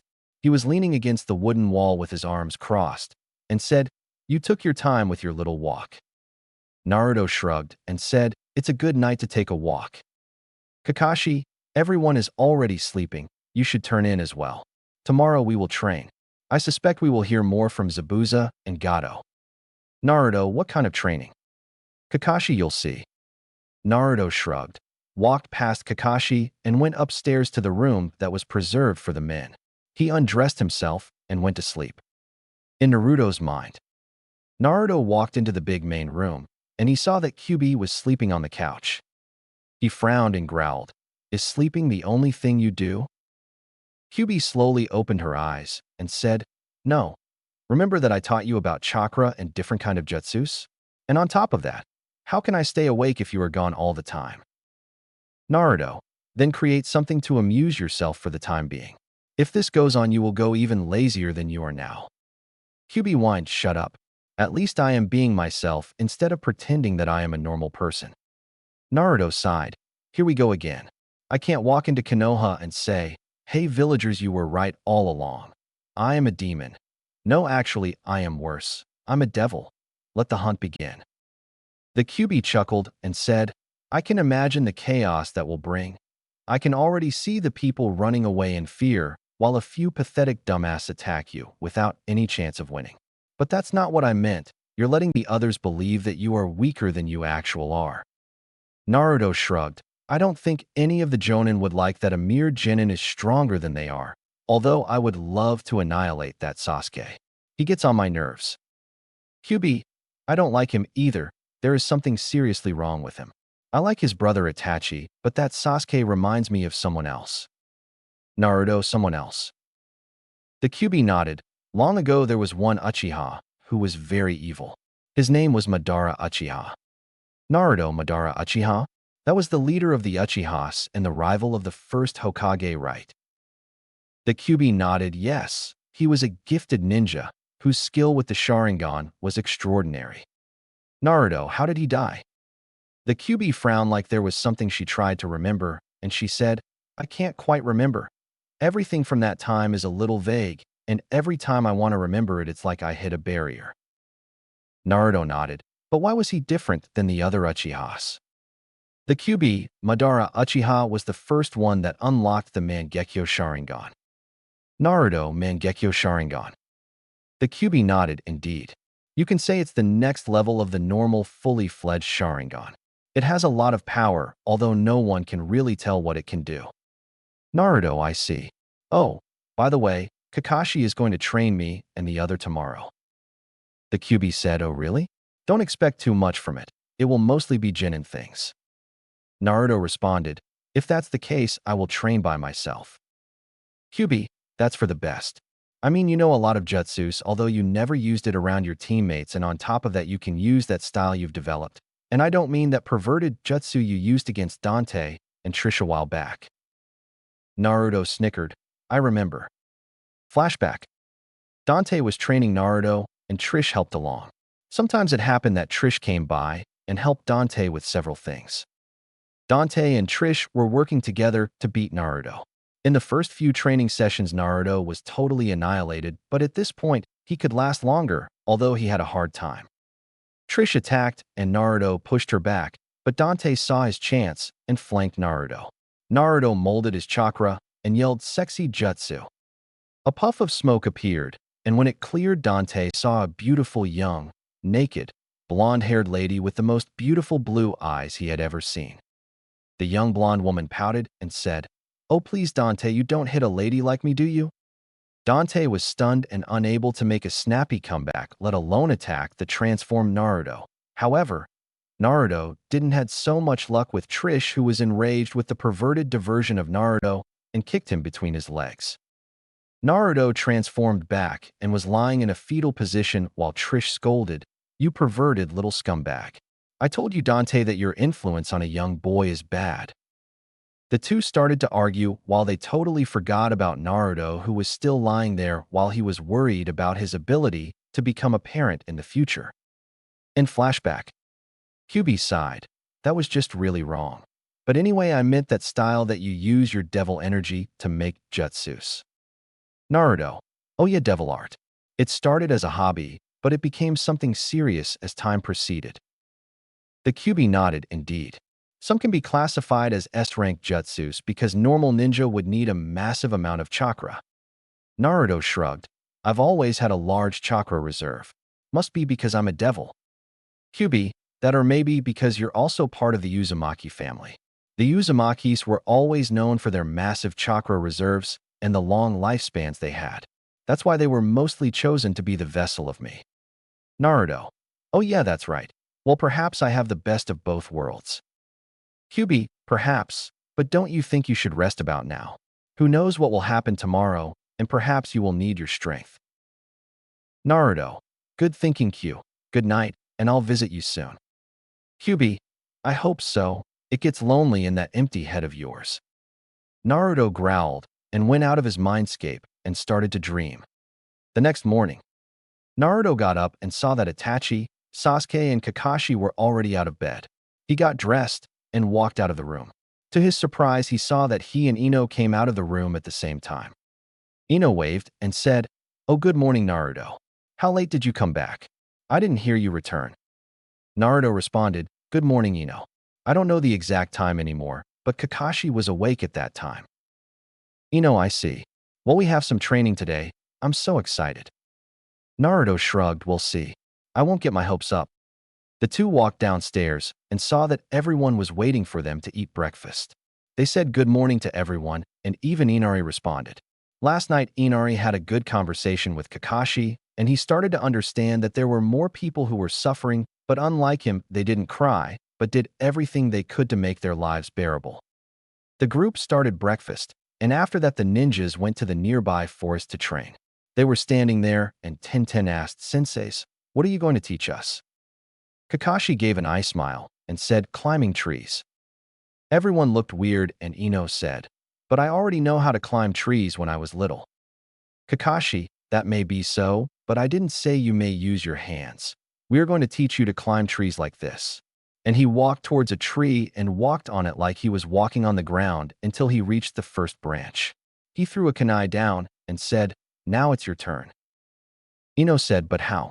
How do you do that?" Naruto answered, "It's easy. You use your chakra. You channel your chakra to your feet to a certain amount, which enables you to walk on trees like that or walk on water. The purpose of this exercise is to increase your chakra control, and it can be used in battle as well, because you will be able to fight anywhere and jump higher to avoid attacks." Itachi well said, "Do you already know how to do this, Naruto?" Naruto nodded yes. "I can already walk on trees and on water." Itachi: "Then show us." Naruto shrugged and jumped really high because he channeled his chakra to his feet and reached the second branch. He was standing on the tree and jumped between several trees to let the others see how well his chakra control was. Kakashi and Itachi were stunned because Chunin normally don't have this skill in the beginning. Sasuke snorted and said, "Show off." Kakashi: "Well, you proved you already mastered this exercise, so I will exclude you from it. You can train on your own, while Itachi and I will train the rest in this department." It was fine with Naruto because now he had the chance to practice his new Devil Bringer. Naruto walked until he found a perfect training spot that was far enough so that the rest of the group couldn't spy on him. He brought forth his devil bringer and started to train with it. The basics were quite simple because the theory on how to use it went through his mind when he first acquired it. He started to practice combos with the devil bringer and his devil arms. He discovered that Yamato and the devil bringer was a good and deadly combo together. After that training, he created around 50 shadow clones and started to spar with them. Naruto had some nice moves with his devil bringer, and soon the 50 shadow clones were overwhelmed by its abilities. Naruto decided to take a break and sat down against a tree. He heard someone whistling a song and decided to check it out. He saw a girl around the same age as him with black hair and a kimono. She didn't seem hostile, and Naruto left his cover. The girl startled when she heard Naruto approaching, but relaxed when she saw he didn't look aggressive. The only thing she thought is that Naruto didn't look so bad. Naruto looked at the girl and said, "I never would have thought I would meet a pretty girl like you here. Don't you know this forest isn't the safest place to be?" The girl smiled and said, "I know, but this is the best place to gather herbs." Naruto, herbs, hey? For cooking, or are you looking for medicinal herbs? The girl, medicinal herbs. Normally I have some in stock in case something happens, but it's running low, and because it's such a nice day, I decided to pick some today. Naruto, need any help? The girl smiled and said, "I'd love some help. My name is Haku, by the way." Naruto, my name is Naruto. Nice to meet you, Haku. Haku smiled, but suddenly her face got serious when the atmosphere changed.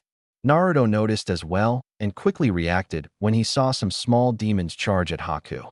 Naruto drew Repent off his back and started to swing at the low-life demons.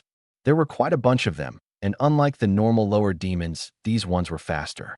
One sneaked in from behind and was able to hit Haku on the back of her head because she was too busy with watching how gracefully Naruto slaughtered many demons. Naruto saw Haku fall and thought to himself, "Damn it, those bastards are faster this time. Let's see what their speed can do against my new toy." Naruto activated his devil bringer and slammed his ethereal arm on the ground so that the demons close to him were sent into the air. Naruto jumped up and he slaughtered some demons with Repent. While he was in the air, he noticed that one demon was sneaking towards Haku, and Naruto used his devil bringer to get the demon, and he pulled the demon towards him. Naruto got his gun with his free hand, and when the demon reached him, Naruto pulled the trigger in the demon's face. There were 3 demons left, and Naruto was shooting at them, but they easily evaded his shots. Naruto kept on shooting, and soon the demons were together in one spot. Naruto quickly holstered his guns and laid his hand on Yamato. There was a click sound, and with the second click sound the demons fell apart in pieces, or rather slices. Naruto walked over to Haku, and he saw she was still unconscious. He picked her up and walked to the nearest stream. He got a bit of cloth and drenched it in the cold water, and he laid it on Haku's face. She immediately sat up when she awakened, but relaxed when she only saw Naruto. Haku said, "I didn't suspect those creatures would appear in this forest during the day. Naruto, they have a habit to show up when people least expect it." Haku, did you kill them all? Naruto nodded. "I sure did, they weren't strong." Haku, or perhaps you're stronger than you think. Naruto shrugged. "I will see how strong I am when the time comes. The only true way to test my strength is when I protect someone that is dear to me." Haku wanted to say something, but she suddenly startled and cried out, "Oh, I almost forgot that I would be back in time. If I don't my father would be extremely mad. Maybe I'll see you again someday, Naruto." And she rushed off. Naruto looked after her and thought, strange girl. Only I suspect she wanted to say Zabuza instead of father. Oh well, only time will tell. In the meantime, I will see how the rest is doing. When Naruto returned, he saw that Ino already came a great way with training. Naruto smiled. Girls are more precise when it comes to chakra, so it isn't strange that she is learning it faster than Sasuke, and Tintin relies more on her weapons than on her chakra, so she will also have trouble with it. Sasuke looked like someone just took his favorite food away from him. He was grinding his teeth and was staring infuriated at the tree he wanted to climb. Tintin kept on trying, but every time she used or too much chakra or not enough. She just needed to find her balance. Naruto let out a barely noticeable whistle, but Kakashi and Itachi heard it. Naruto made a gesture that he wanted to speak to either one of them. Itachi walked towards him while Kakashi was still looking at the genin who were trying to reach the top of the tree. Itachi was standing near Naruto and asked, "What is it?" "Naruto, I just wanted to say to keep your guard up. In the forest, I met a nice girl, and in the middle of a conversation, we were attacked by demons." Itachi's eyes widened a bit and said in broad daylight, "Naruto, it wouldn't be the first time. Demons only prefer the night because they can sneak closer to their prey, but it isn't strange that they attack in broad daylight when they are targeting someone, and I suspect they were targeting the girl." "Itachi, do you know why?" Naruto shook his head. "I have a few theories, but I can't get the entire picture straight." "Itachi, thanks for the warning, and anyway, we are done here for today. The rest of the training will continue tomorrow." "Naruto, that would be for the best. It will be dark soon, and I'm getting hungry." "Itachi, you're always hungry. I'll gather up the rest, and we will return to Tezuna's house." Itachi walked back and whispered something to Kakashi. Naruto suspected it was about his warning. The two jonin called back the rest, and they walked back to Tezuna's house. Naruto was walking in the middle of Ino and Tintin, and the latter said, "Phew, that tree climbing exercise is brutal. I don't know how you two were able to pull that off." "Ino, I'm not really sure. It simply happened when I tried it." "Naruto, it's all about getting the feeling right. If you use too much chakra, you will damage the tree and fall down, but if you don't use enough, you won't stick to the object you are climbing and fall down. It's simply about using enough chakra." "Tintin, I see. It's just the same as seasoning food. If you use too much salt, your dish would taste awful, but if you use too little, your dish won't have any flavor." Naruto grinned. "Exactly, although I didn't know you knew how to cook." Tintin glared at Naruto. "What's that supposed to mean?" Naruto pulled up his shoulders. "Oh, simple. You don't seem like the cooking type." Tintin turned around her head while she mumbled something like, "Stup, son, hey, Bick." The group arrived at Tezuna's house just in time for dinner. After dinner, Naruto went outside. He was sitting in the grass before the house and looked at the stars. It didn't take long for Kakashi to accompany him. "Kakashi, the stars shine brightly tonight." "Naruto, yeah." "Kakashi, I heard you were attacked by some demons while you were interacting with a girl." "Naruto, yes, I already told Itachi everything." "Kakashi, I wanted to ask about the girl. Do you know anything about her, why the demons targeted her?" "Naruto, I told Itachi I have a few theories. One of those theories is that Gato is trying to eliminate Zabuza and that girl with the help of the demon he summoned." Suddenly, a deep voice that both Naruto and Kakashi recognized as Zabuza's voice spoke. "You're right about that one." Kakashi immediately stood up and drew his kunai while he spoke. "Show yourself, Zabuza." "Naruto, Kakashi, stop. Zabuza is a master in the silent killing technique, and just now he had the perfect opportunity, so that means he came here for a reason." "Zabuza, so the kid has more brains than his sensei," and Zabuza left his cover from a nearby tree. "Kakashi, why are you here?" "Zabuza, I'm here to make an arrangement. Me and Haku are found out that Gato wants us gone, probably after we fought you on the bridge 2 days from now." "Kakashi, and how do we know that this isn't a way to get rid of use after we defeated the demon?" Before Zabuza could answer, Naruto did. "That's easy. He wants to protect Haku." Zabuza's eyes widened a bit. "How did you know?" "Naruto, that's easy. You know that Gato is trying to get rid of you and Haku, because you two know too much. That means that if you simply leave, you two will be followed by Gato's men and the demon for the rest of your lives. The fact that you want to fight a higher demon is simply because you don't wish that for Haku." "Zabuza, am I so easy to figure out? I must be getting soft or something." "Naruto, nope, it's just logic. You are running from the hunter ninja of your own village, so if it was just you, you could simply move away and take the hunt on you for granted, but Haku isn't a missing nin, so that means that she is the only reason you are making your stand here." "Zabuza, you're right. In the start, I only saw her as a powerful tool to fulfill my dream, but over time I got attached to her." "Naruto, so, let's hear your proposal before we agree to anything."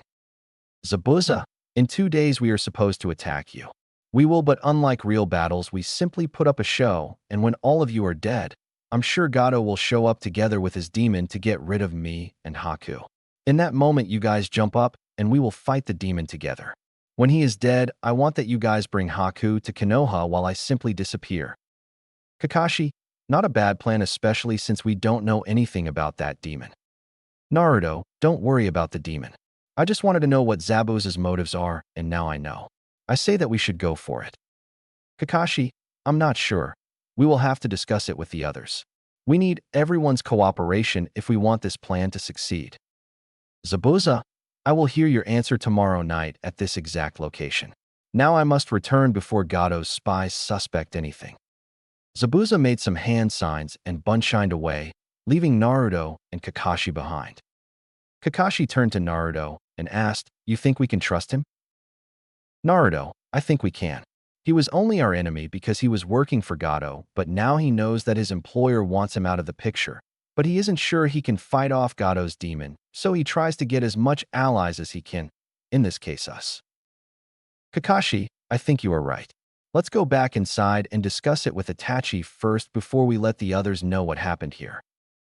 Naruto, that's for the best. Until this point, he was our enemy, and bluntly saying that we spoke with him just now isn't the best way to handle things. I mean, sure, Tintin and Ino can understand, but Sasuke has such an urge to prove himself that he will do something stupid before we are done with our story. Kakashi, you really hate him, don't you? Naruto, no. I don't hate him. I dislike him because he sees himself as the center of the universe and doesn't matter what happens to the people around him as long as he gets what he wants. Kakashi, at first he was a happy boy until that night the Uchiha clan was massacred. From that day, he turned into the Sasuke we know today, and he really wants to avenge his clan. Naruto, he should grow up.